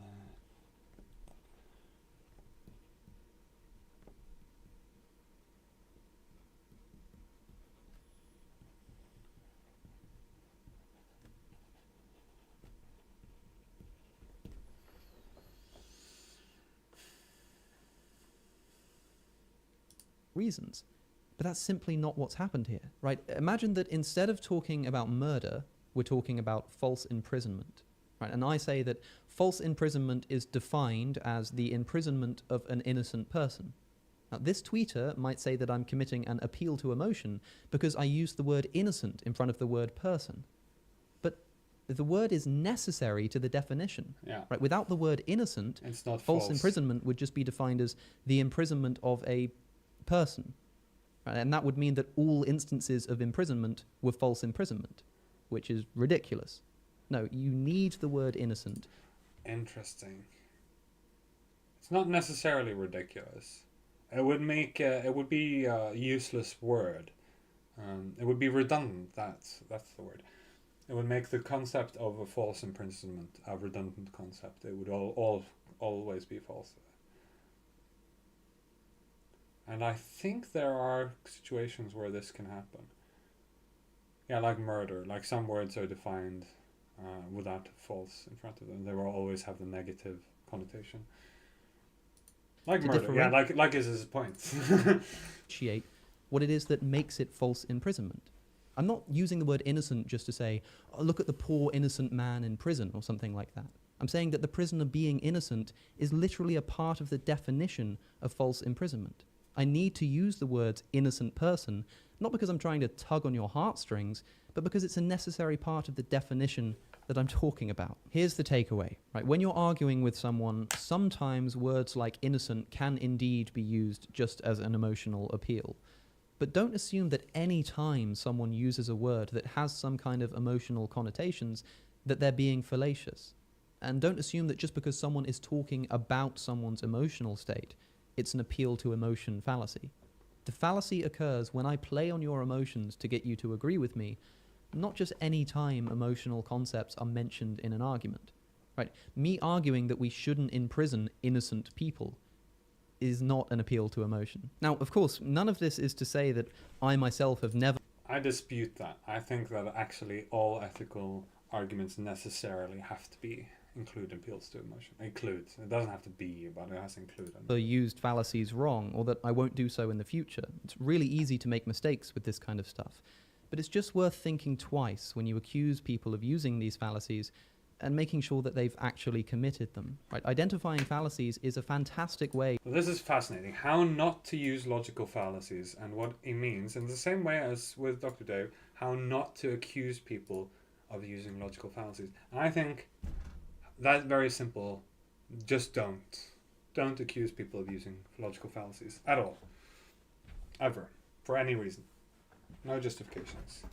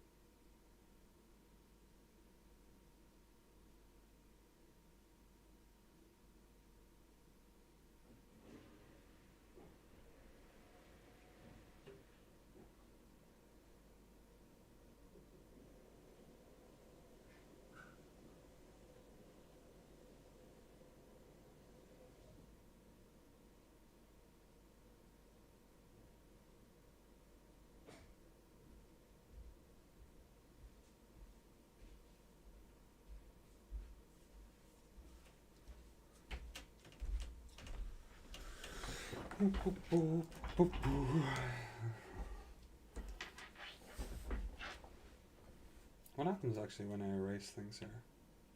Yeah, it does it like the same way. If I do this. Oh yeah, cool.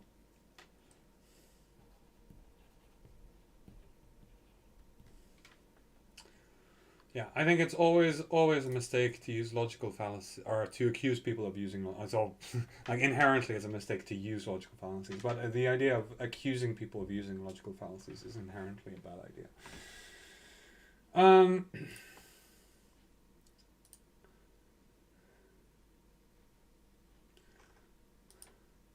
Should we then? To undermine an invalid argument, but if overused and is a fantastic way, and making sure that they've actually thinking twice when you accuse people of using these fallacies, and making sure that they've actually committed them. Right? Identifying fallacies is a fantastic way to undermine an invalid argument, but if overused and used, I don't think it is. I don't think it's an awful way of undermining. Yeah, I don't want to write this down. I think it's an awful way of undermining someone's argument. It's simply just pointing out that you disagree with their argument. You can list whatever fallacy you want. It doesn't really matter. You're restating the position, I don't agree with your reasoning. I think your reasoning is false. Of course you think the reasoning is false. That's why you're disagreeing. Now, it's what could be useful to pinpoint exactly where you disagree on the reasoning, but the point then isn't to recognize the fallacy. The point then is to recognize where your disagreement happens. Right? The sort of problem with all of this is it's all about believing or about thinking you already know the answer. It's only really useful to point out fallacies if you are confident that you have understood someone else's argument. And I think that we have much less reason to believe we have understood people's arguments than we might say we do, or might suspect we do. So, no, I contend that it is always unproductive to try and spot fallacies. used incorrectly, they lose their strength as a tool to use in debates, because people They never had the strength to use as a tool in debate, or the strength they have, like. Sure, yeah, they had strength, but they had strength, and the strength they had was itself, I think, fallacious. I think it's a fallacy, like it's the fallacy, and the reason it's a fallacy to just point out fallacies is because in order to point out if someone's argument is wrong, you have to actually point out that their argument is wrong, not just not just state that they're using a fallacy. You have to actually go in and say, this is why your argument is wrong. You're stating, well, your argument is wrong because it's an ad hominem, is making the judgment call. It's stating that it is wrong, but it doesn't actually show that it is an ad hominem. You still have the work to do to show that it is an ad hominem. And while you're working to show that it is an ad hominem, instead of trying to work to show that it is an ad hominem, show that it is wrong.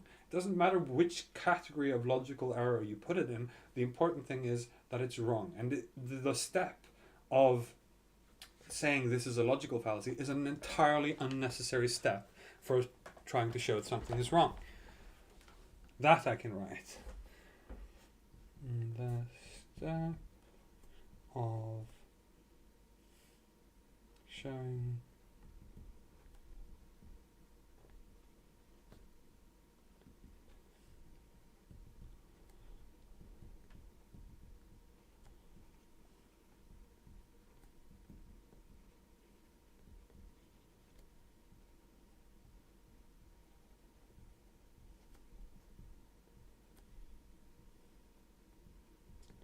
I have to put this in parentheses because it's probably not entirely unproductive, honestly.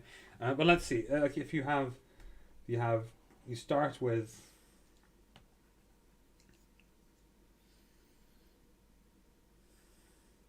start with disagreement.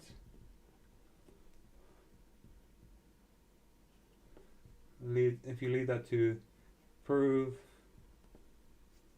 Okay. Claim fallacy. use. Prove fallacy use.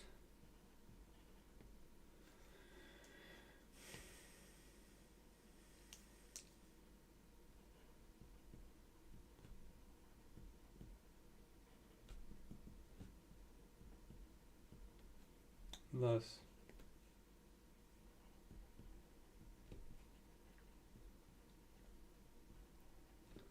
instead you can just go disagreement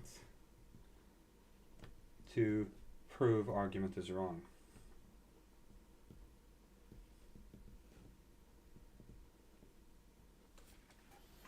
So instead of drove argument is wrong. Like instead of trying to, I'm going to write the word again. Instead of trying to show that someone is using a fallacy, you want to show that their argument is wrong. And if you show their argument is wrong, you have shown they're using a fallacy. I think actually when I was writing this, the real key thing is here is the key,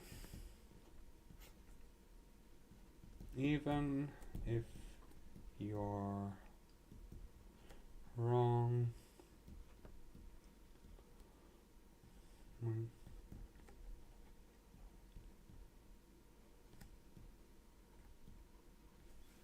if you're wrong about which fallacy they use, there are my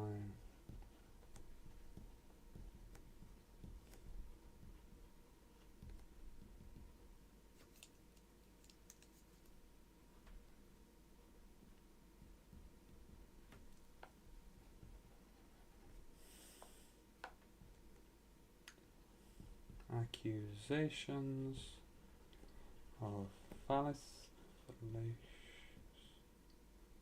which is accusations of fallacies only undermine ability to explain their error.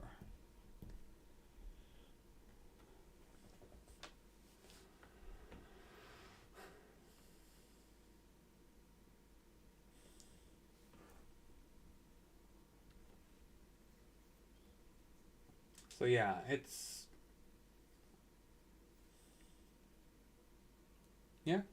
I think that's the key. If you think you're wrong about which fallacy they use, their argument might still be wrong. In such cases, accusations of fallacies only undermine your ability to explain their error. If you accuse someone of using a fallacy, and as you're trying to explain it, you realize, oh no, actually they used a different fallacy. What you end up being in a situation where it's like a hostile witness, right? You've basically turned them against you and shown that you are bad faithing them, or being bad faith to their argument. You are not taking you're preemptively sure that basically at this point they know that you're their enemy. At any point before that, you can sort of angle it as, well, we're trying to come together and to discuss, to reach the truth, and there's sort of cooperation in the discussion. You can twist conversations to that quite easily. Well, I say quite easily. It took me years, but decades even. But I think, oh, he looks very serious. I didn't know this. I feel bad when I do that to people, so maybe we should. I mean, this was just hilarious face though.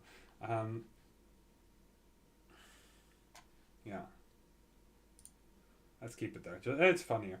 So yeah, I think it's unproductive to argue about fallacies or to accuse people of fallacies. It is very productive to accuse yourself of fallacies.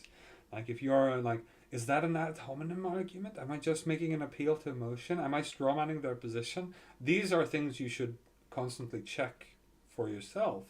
But the idea that you should check for them in other people, I think will just distract you from your goal, which is to explain to them why they're wrong.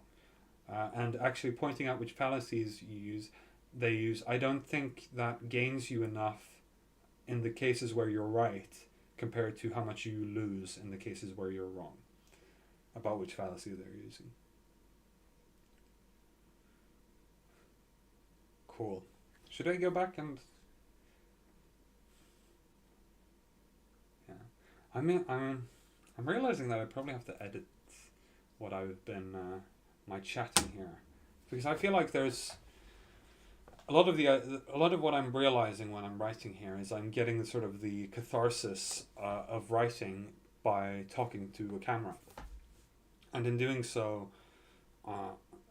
but if I still actually want to make my argument, or actually want to present this idea, which I think is an interesting and cool idea, which is that fallacy hunting is inherently unproductive. And I think it's a cool idea because literally all of the ones I've seen, like Jill's one, Dave's one, now Alex's one, it's like the implication is, like, even Dave and Alex were both reacting to people accusing them of using fallacies, and how that was unproductive.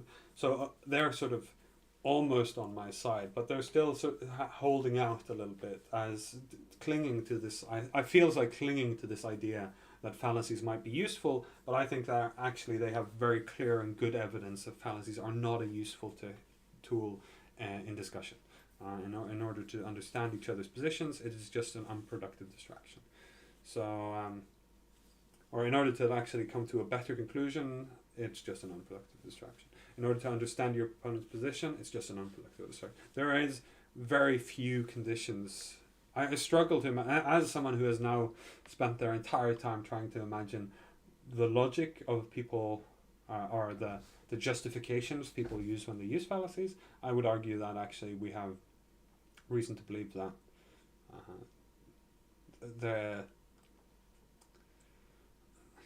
I mean, I don't know. I just trailed off there, but it's...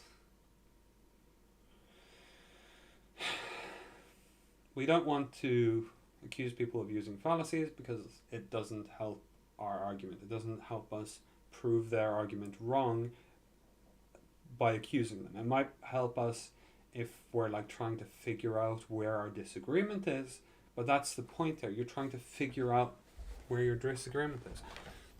Maybe we should write that also here. Try to determine where the disagreement is not why it is not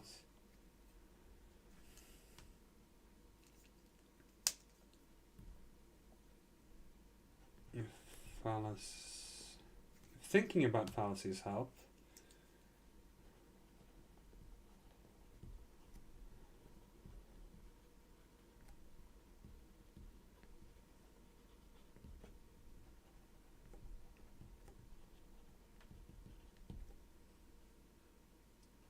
If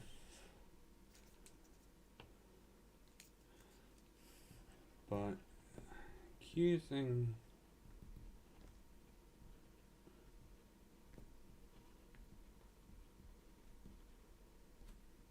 will never help.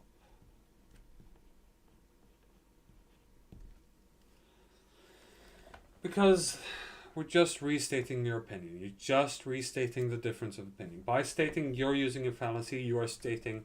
I know it feels like it's important that you're stating which kinds of fallacies so that they can sort of check their own reasoning. But your statement, if you state someone is using a fallacy, you're just stating, I think your argument is wrong. You're stating, I think your argument is wrong in this specific position, in this specific way, or not in this specific way. If it was in this specific way, then that would be great.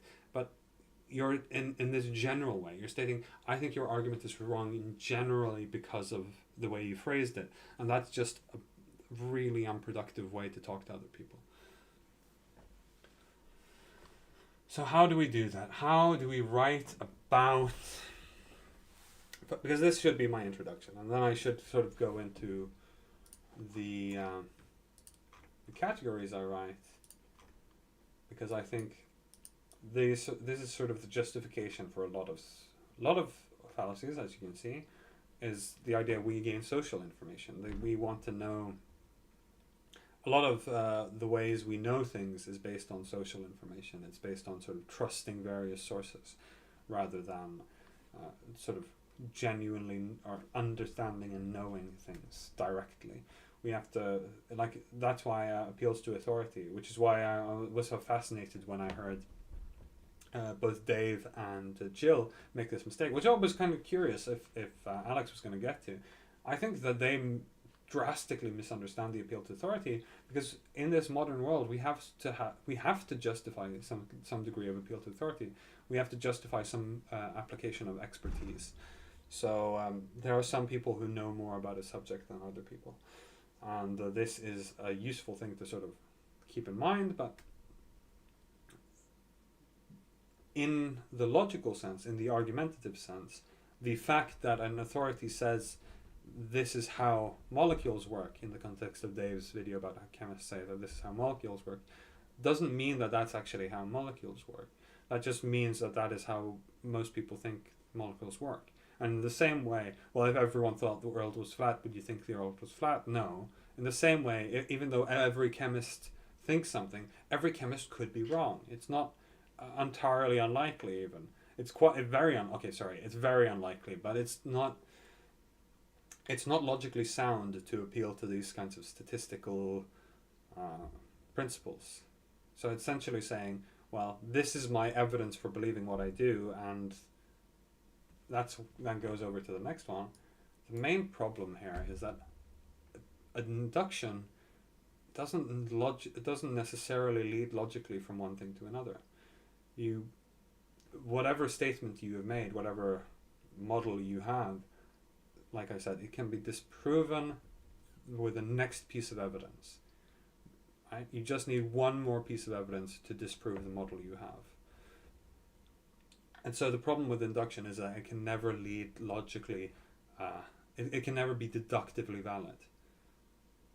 And thus, all induction is a fallacy, and this, I think, translates more into the appeal to authority here, whereas, yes, in your day-to-day life, we have to use induction, we have to use expertise appeals, but these aren't deductively valid. It's not the case that just because I've seen something happen a million times, the millionth and first time it's going to happen, it might happen completely differently from what I expect to happen.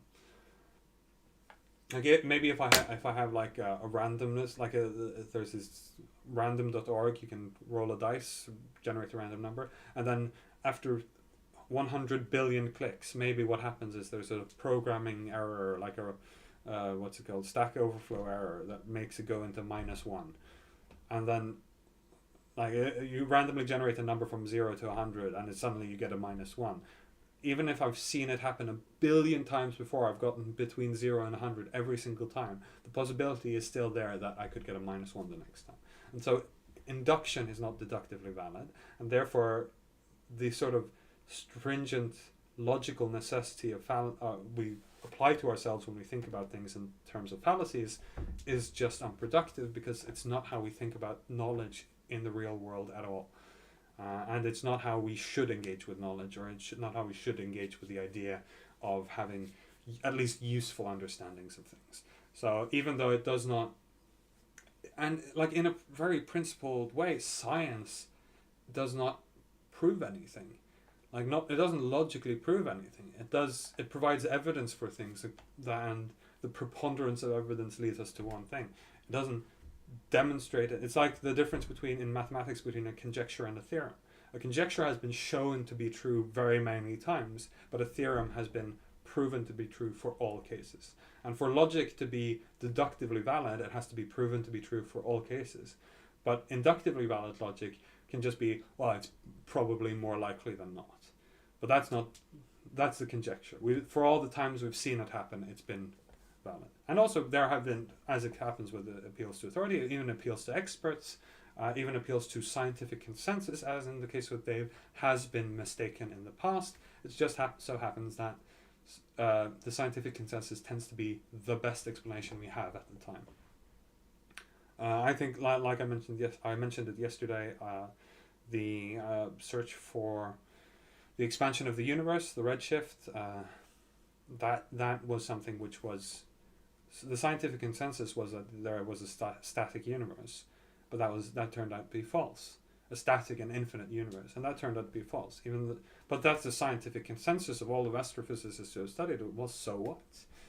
Appeals to authority aren't deductively valid. It is possible that every single scientist on this planet has been infected by some sort of mysterious alien bug designed specifically to delude our species. Now, admittedly, that requires a lot of that's a really unlikely thing to happen, but it is possible. And similar things, all you need is someone like me sitting here with an imagination dreaming up various absurd scenarios, but all of these absurd scenarios effectively rely on the sort of unknowability of reality, the fundamental problem of induction. What was the next one? The rejection of other... this one obviously might be later, the irrelevant evidence or our own ignorance. So I should probably pick up a couple of these which I think are more fun to do. So let's highlight a couple. This one, definitely. I think this one in the same vein. Probably. Yeah. That's not very relevant. Maybe.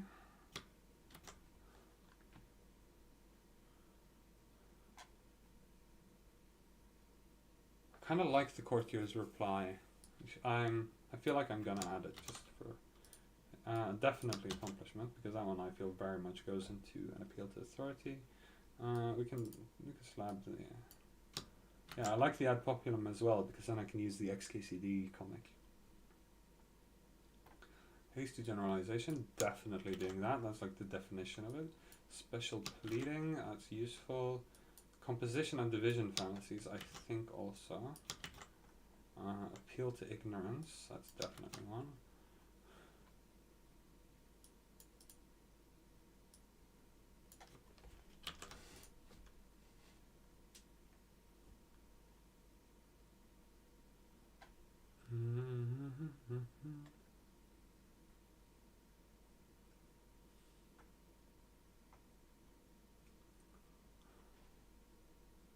Association fallacy. Right.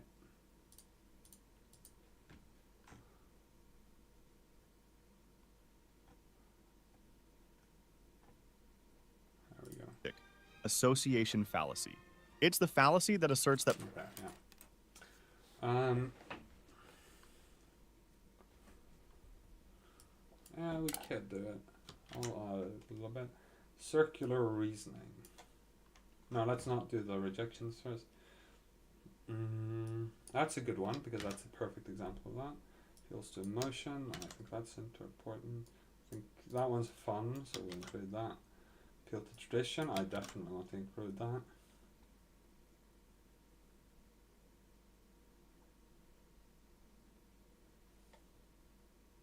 that. Go for the ignoratio, just to check.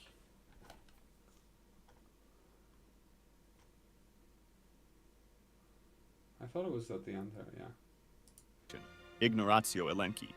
Ignoratio elenchi, also called missing the point, is the fallacy of presenting... I have a bad example. I don't like this example of it, but maybe we can...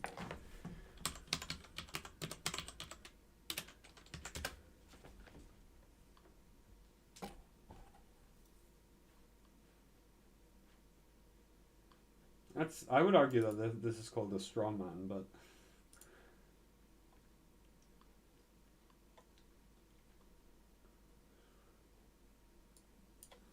let's include that one as well, just because it does the incomplete comparison.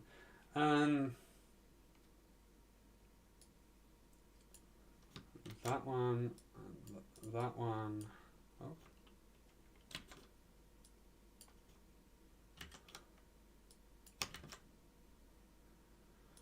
That one should be included. Those ones, I don't think so, because I think they're only valid in the context of formal logic. Burden of proof, I should probably include that one.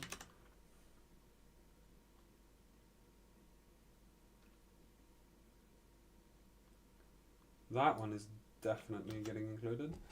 Because this one, this is personal incredulity is the logical fallacy of not believing things until you have sufficient evidence.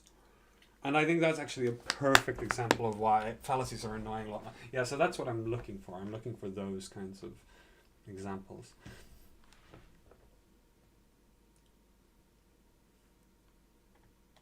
Maybe.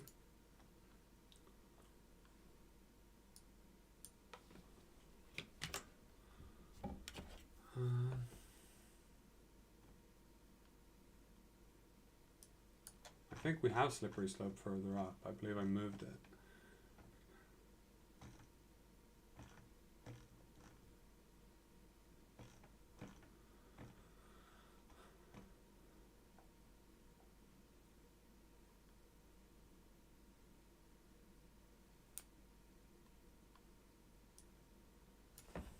That one is definitely there. Two wrongs make a right is how justice system works.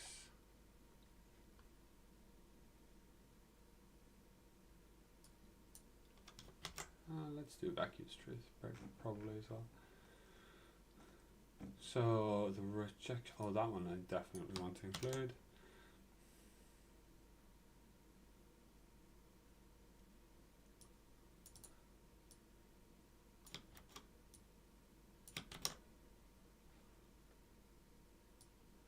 I kind of want to include that one as well because I think the Descartes' cogito ergo sum is circular, and I think that's a good thing. Oh, also circumstantial ad hominem. We could probably add that under ad hominem. Okay, I have some examples then. Let's see if...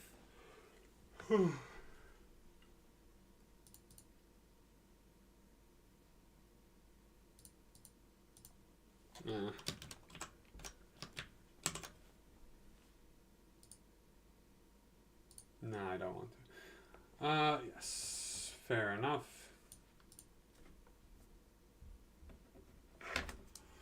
So, what we want to get at here, we want to just sort of get a general gist of things. So, Sean,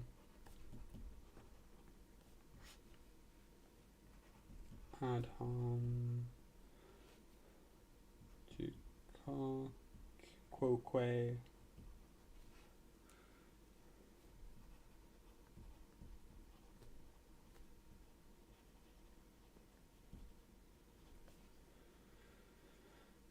quote mining.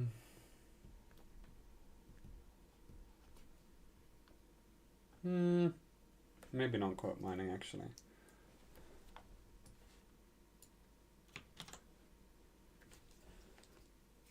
Because it does have the sort of implied context removal, relevant. It has an implication of malicious intent.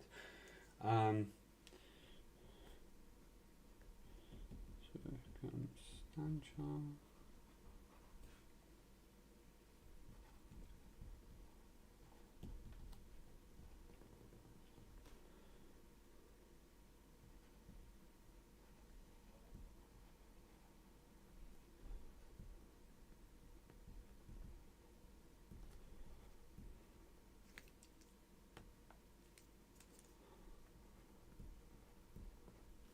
So,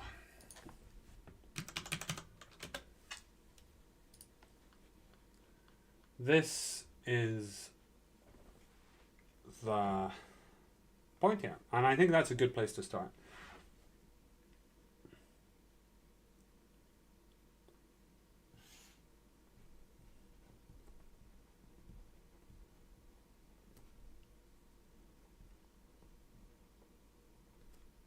If let's do all your friends, just because it sounds appropriately simplistic.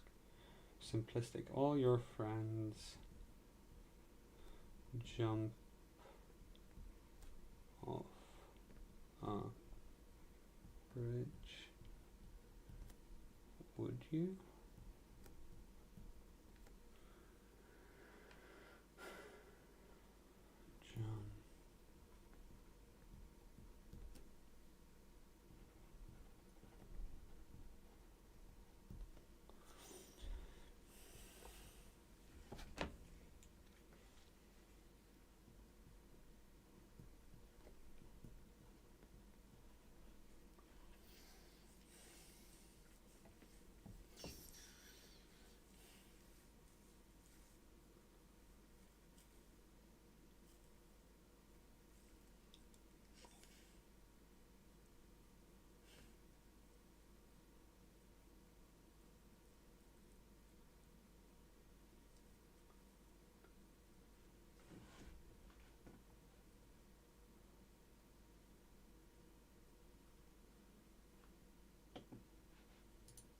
sorry, I got distracted. I probably shouldn't do this, but...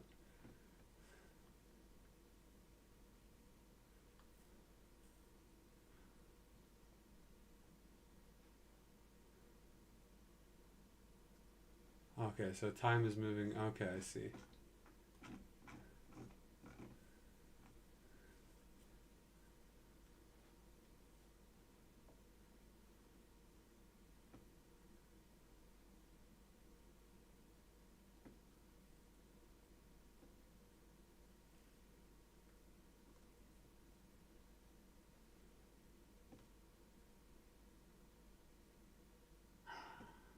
The ice sheets start to melt. Temperatures have been creeping upward. And the warming speeds up.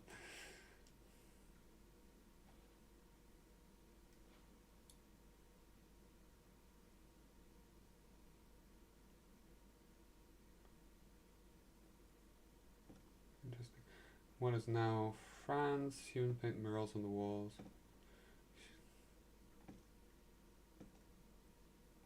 This may have happened earlier, as far as I understand. So the ice.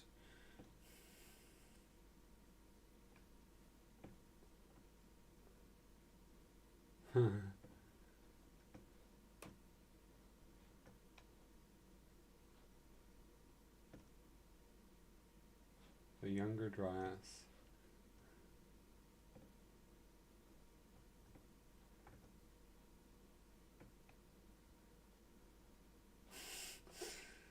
Has reached mountain levels. See it right.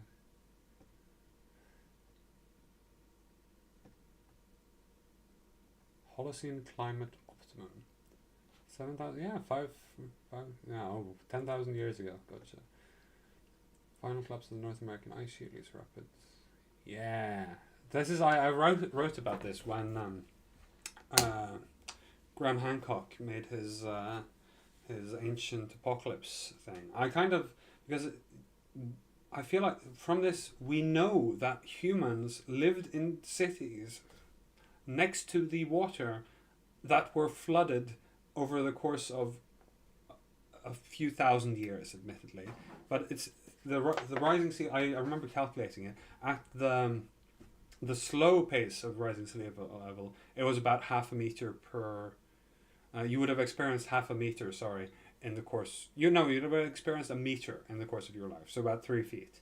But in the rapid sea level rise, you could have experienced in your lifetime a 6 foot rise.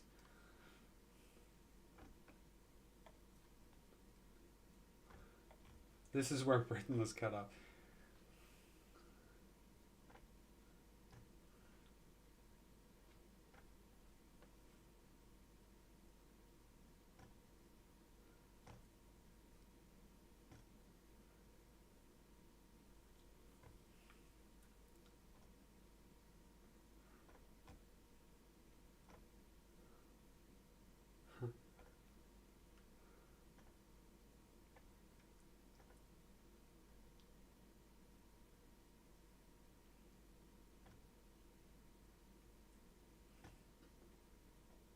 That's fascinating, though. I like that we were slightly above it for a long time.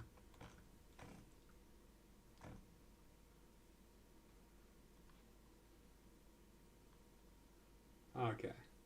So it got hotter in there.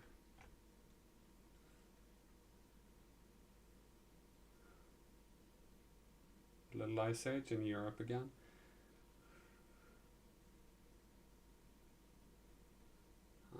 There we go, 2000s. So this is starting when we have data, and this is where it goes.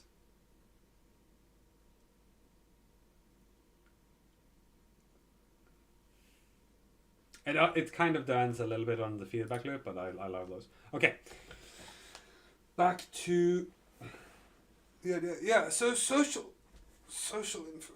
There are, in fact, most of the time we will rely on social information. Most.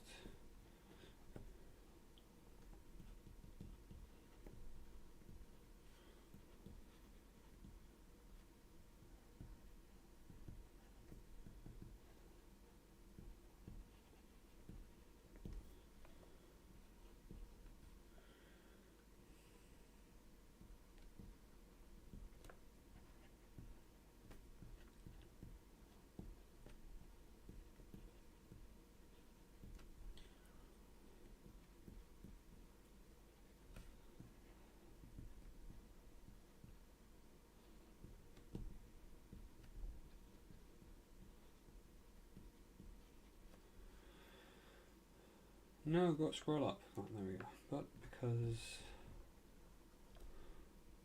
we trust. Oh, don't look up when you're writing. Look down. Trust them.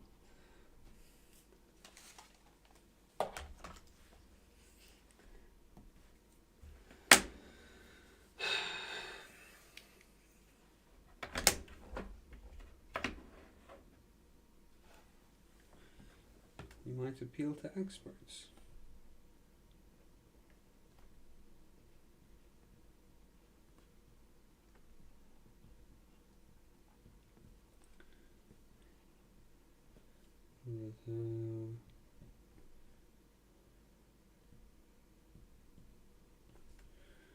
Makes mistakes.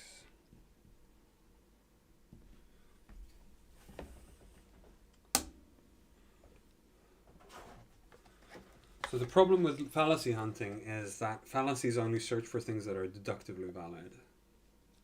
So yeah, in order to explain this to people like, or to argue this to people like Dave or Jill, I need to actually sort of, I probably need to start with the problem of induction. What was it at Marham?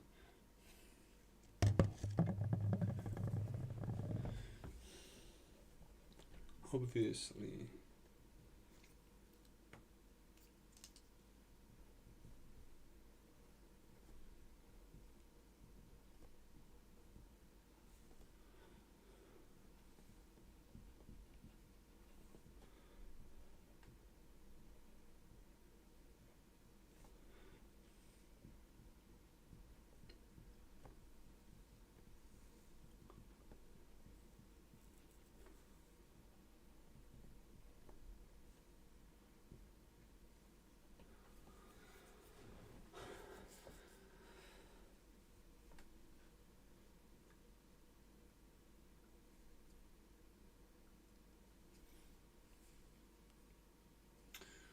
And what was the other one I wanted to use? The ad populum one.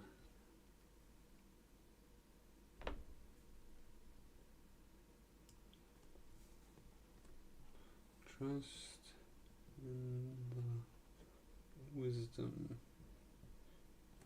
of the crowd.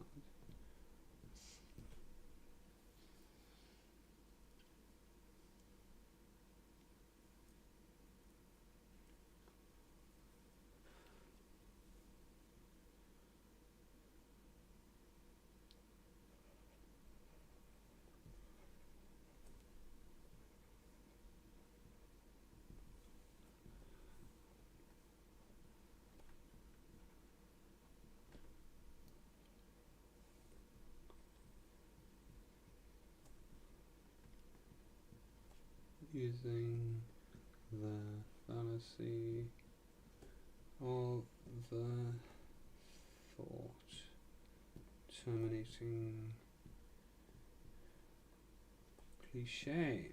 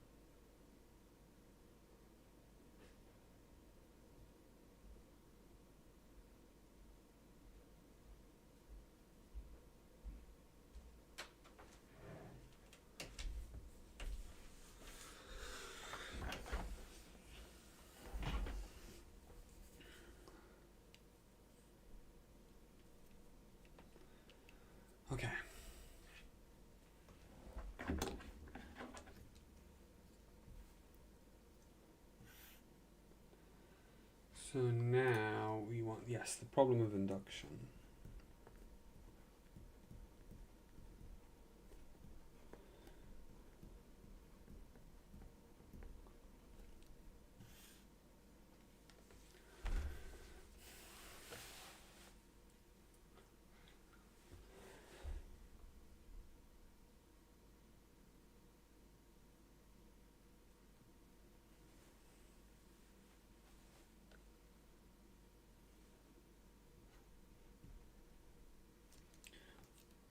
There we go. All swans are white. The universe static and infinite.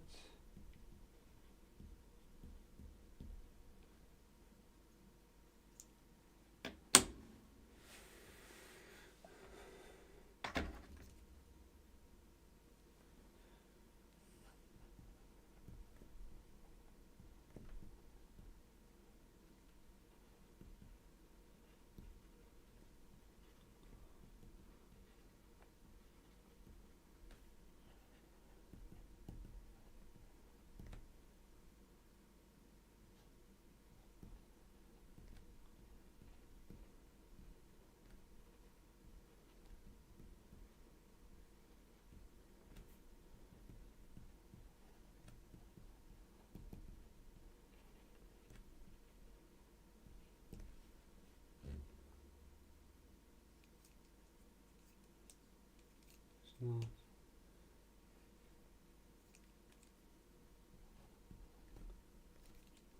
Actually, no, let's write it in.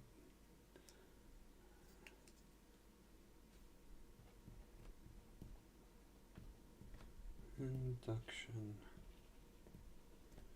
is not deduction. Thus, all induction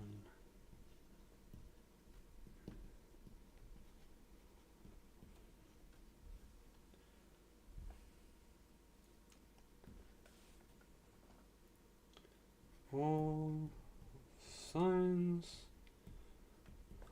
stems from our willingness to commit this fallacy. What were the examples I used? Hasty generalization. So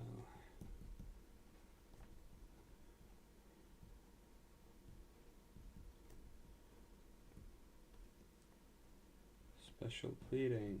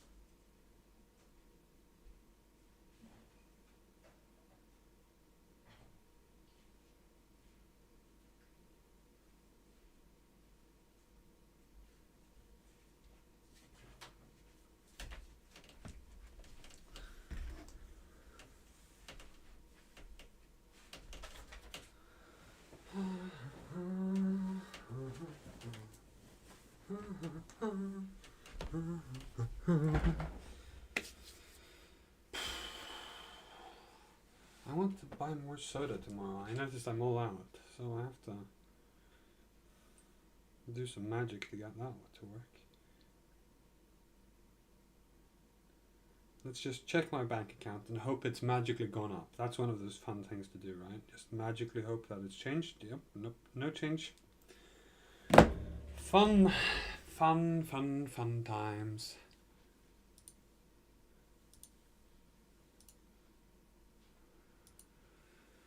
Bum, bum, bum, bum, bum, bum. We appeal to ignorance.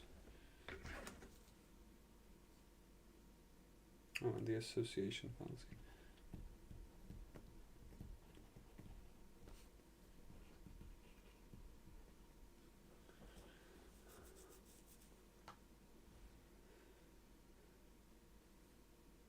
And no, let's not include the association fallacy. I think you get enough of that point from the composition division fallacy. Hasty generalization, fair enough. Special pleading, fair enough. Do I want special pleading in this category? Because I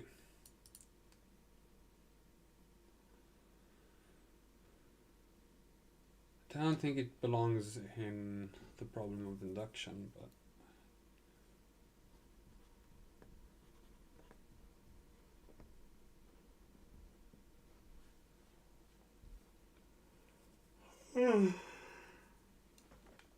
yeah, it looks exactly like I've written lure. I tried to write here, and that's what happened. Let's try again. Good enough. Rejection of fallacies, irrelevant evidence. That's interesting. Our own ignorance and irrelevant evidence. Should I go to our own ignorance, because there's a lot of links here. So.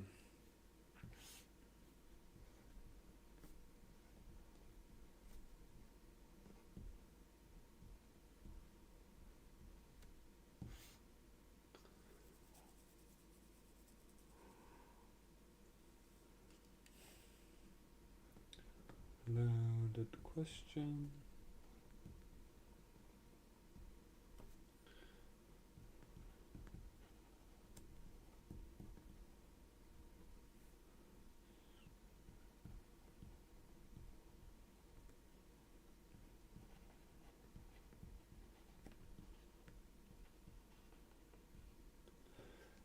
I'm bored. I've said all of the things I wanted to say about this already, and if I'm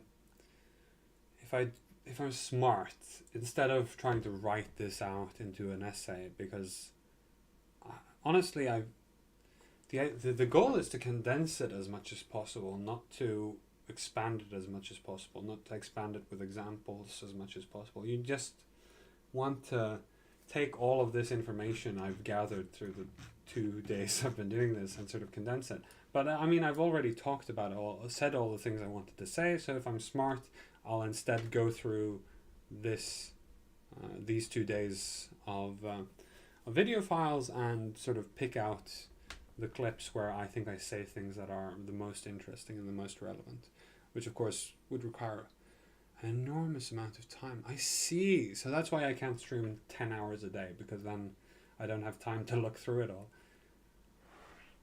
Oh. Yeah,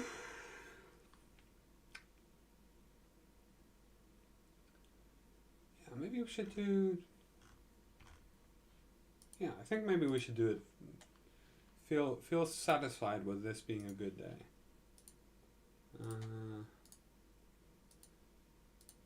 Yeah, none of these are ones I really want to.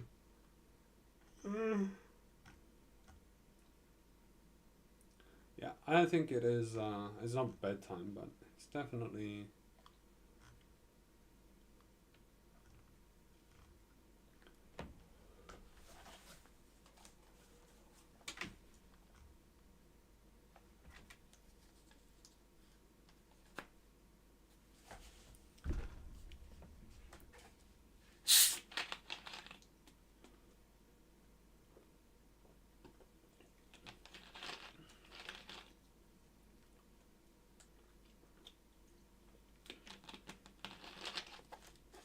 What's the most clickbaity title I can make for this? Fallacies are logically sound. Fallacies are reasonable.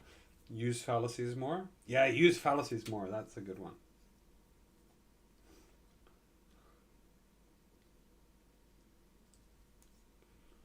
What did I want to say about our own ignorance? Maybe we should write this. Yeah, we could finish a sort of a chapter of work first.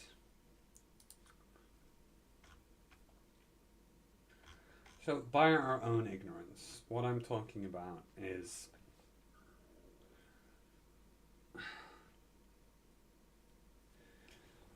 what I'm talking about is I don't know what your beliefs are.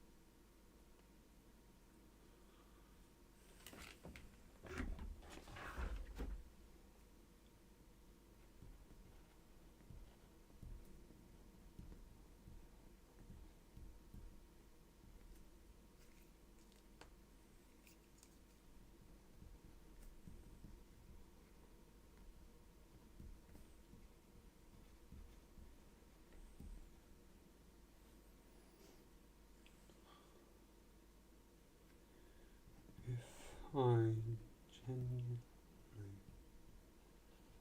think there are only two options. One, recourse. Do I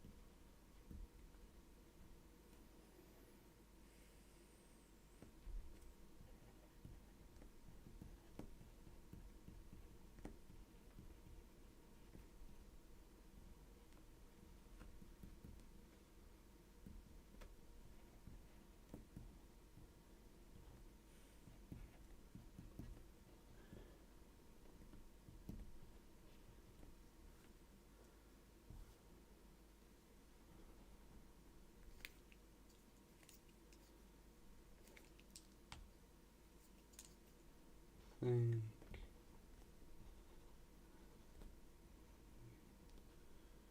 used to abuse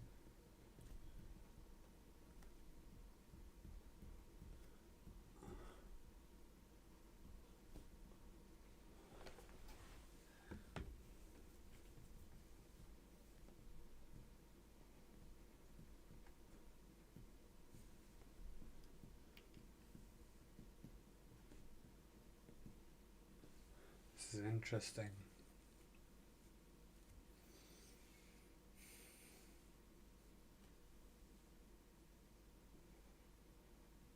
No.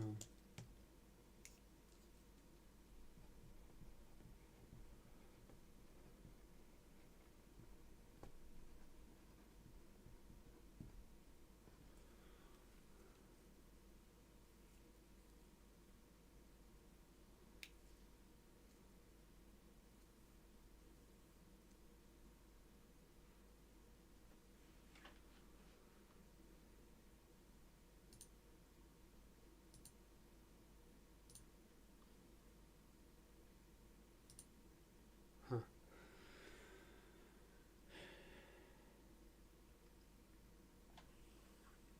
What's the other ones?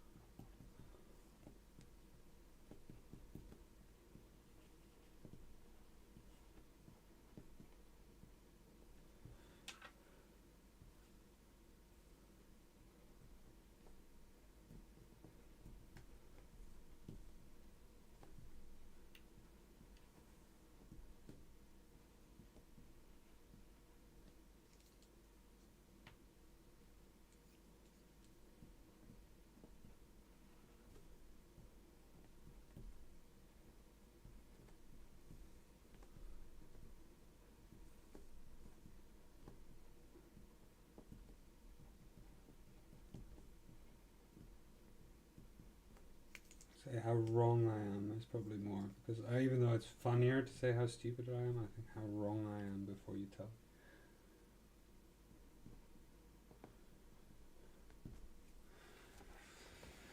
Good. Oh, the personal incredulity one.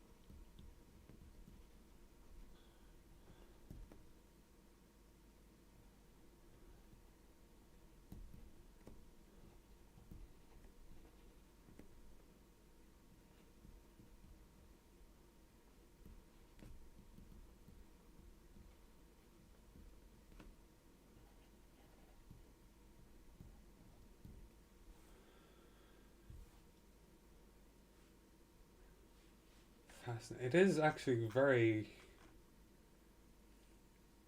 I want to say very simple, but yeah, having talked about this for 2 days makes it much more straightforward what I'm trying to say.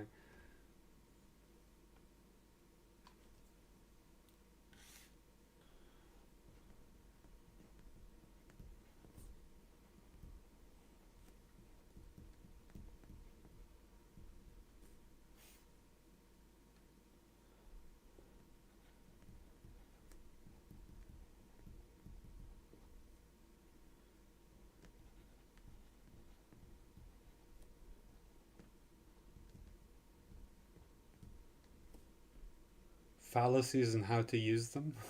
That might be top 10 fallacies and how to use them. That might be a title idea.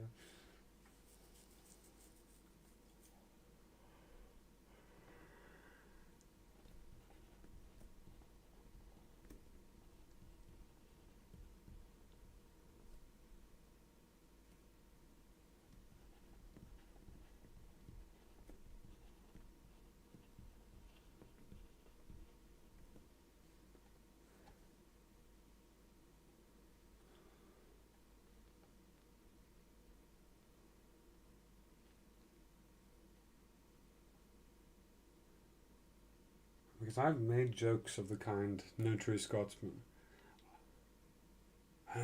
Ekte gamer.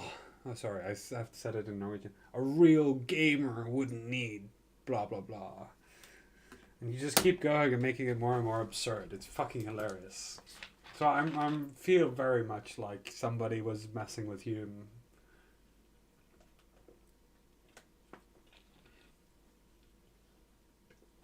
Though to be fair, my position on that was that if there is an ideological component to a position, then it is correct to have these kinds of purity tests.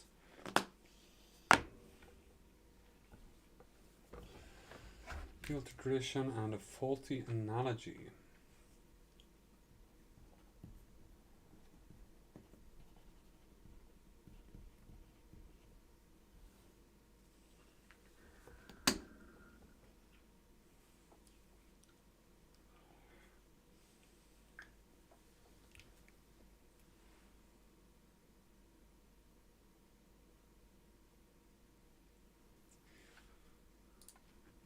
I guess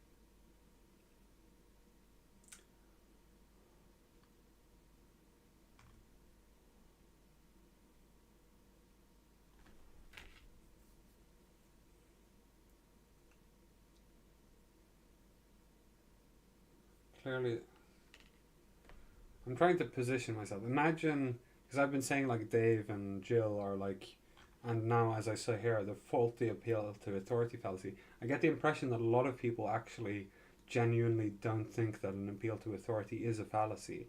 And this might be the sort of wedge to get my point in, because it's very definitely is a fallacy. And the examples I used of the two, let's scroll up so I don't have to.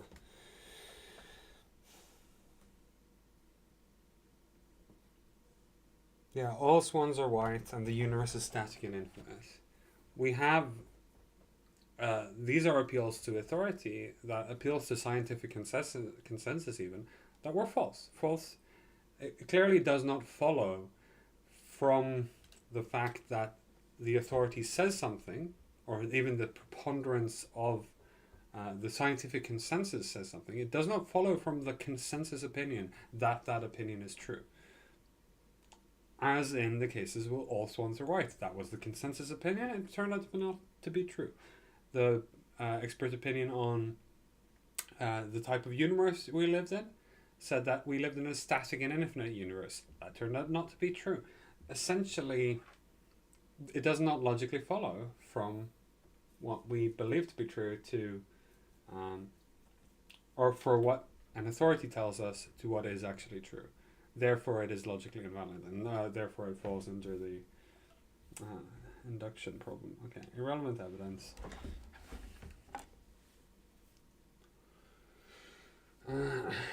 Much in the same way.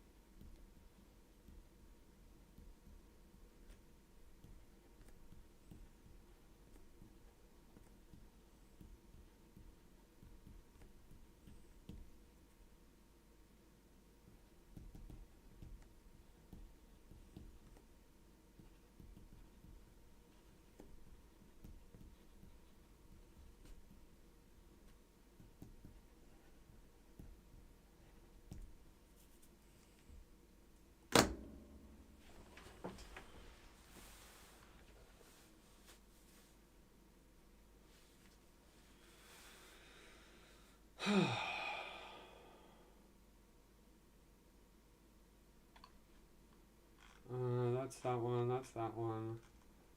Rejection of other fallacies should then be... Did I do any of the last ones? Yeah.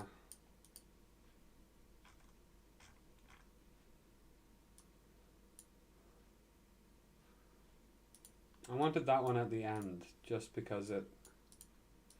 If I want that one at the end, I'm going to need to have the swap places for a few things.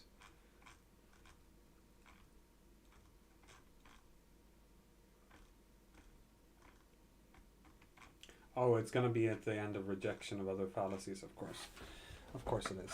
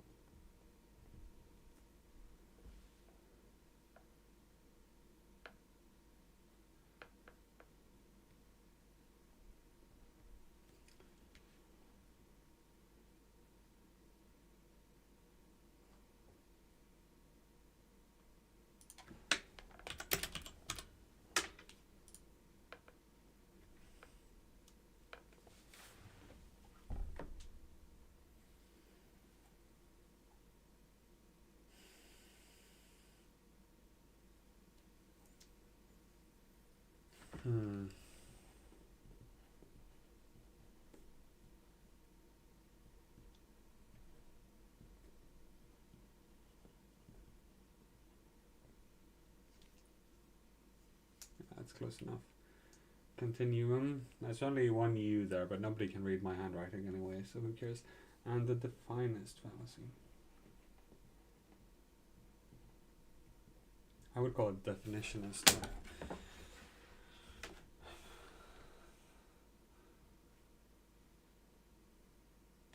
Probably these are the best examples, and this one is the hardest example, and this one is the one I like the most. Oh yes, and the fallacy.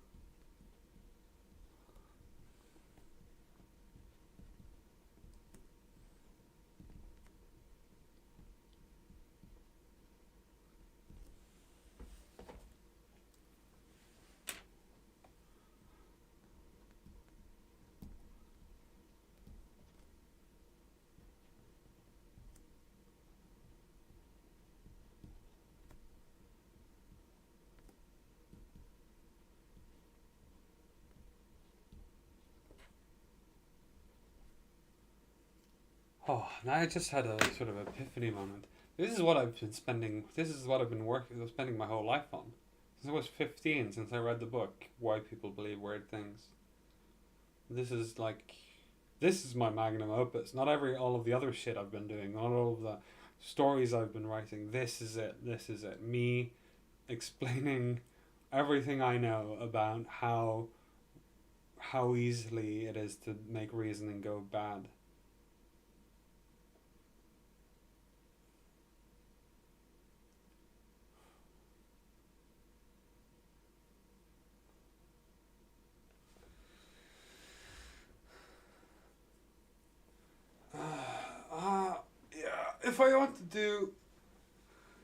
If I want to really do that, I should probably also go into actual fallacies, as I like to call them, or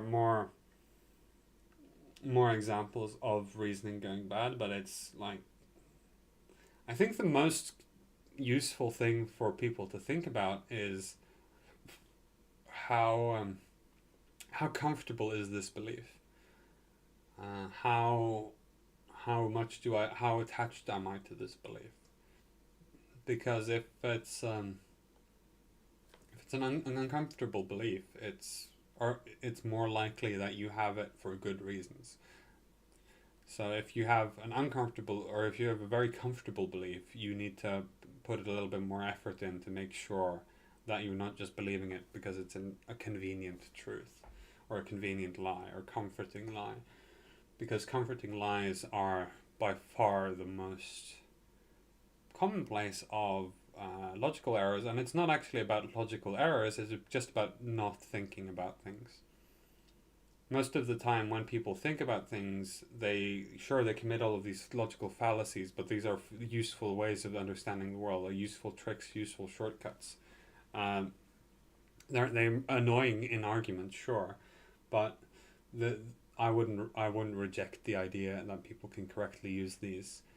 What I would reject is the idea that people can have strong opinions without having reflected on them. And I think it's better to encounter someone who believes something from a lot of fallacious reasoning than it is to meet someone who believes something and has no reasons for it. That might be a personal preference thing, because I like arguing with people, but it seems to me that the fallacies, the more important thing than fallacies is the willingness to engage with your own ideas and the ideas of others in a critical manner. The sort of principle of science, the sort of falsificationism, that's where we get productive and useful understanding of the world. And with that, I think I'm kind of tired. I think I've said what I wanted to say. And I've done a good stream. Yeah. Thank you all, and good night.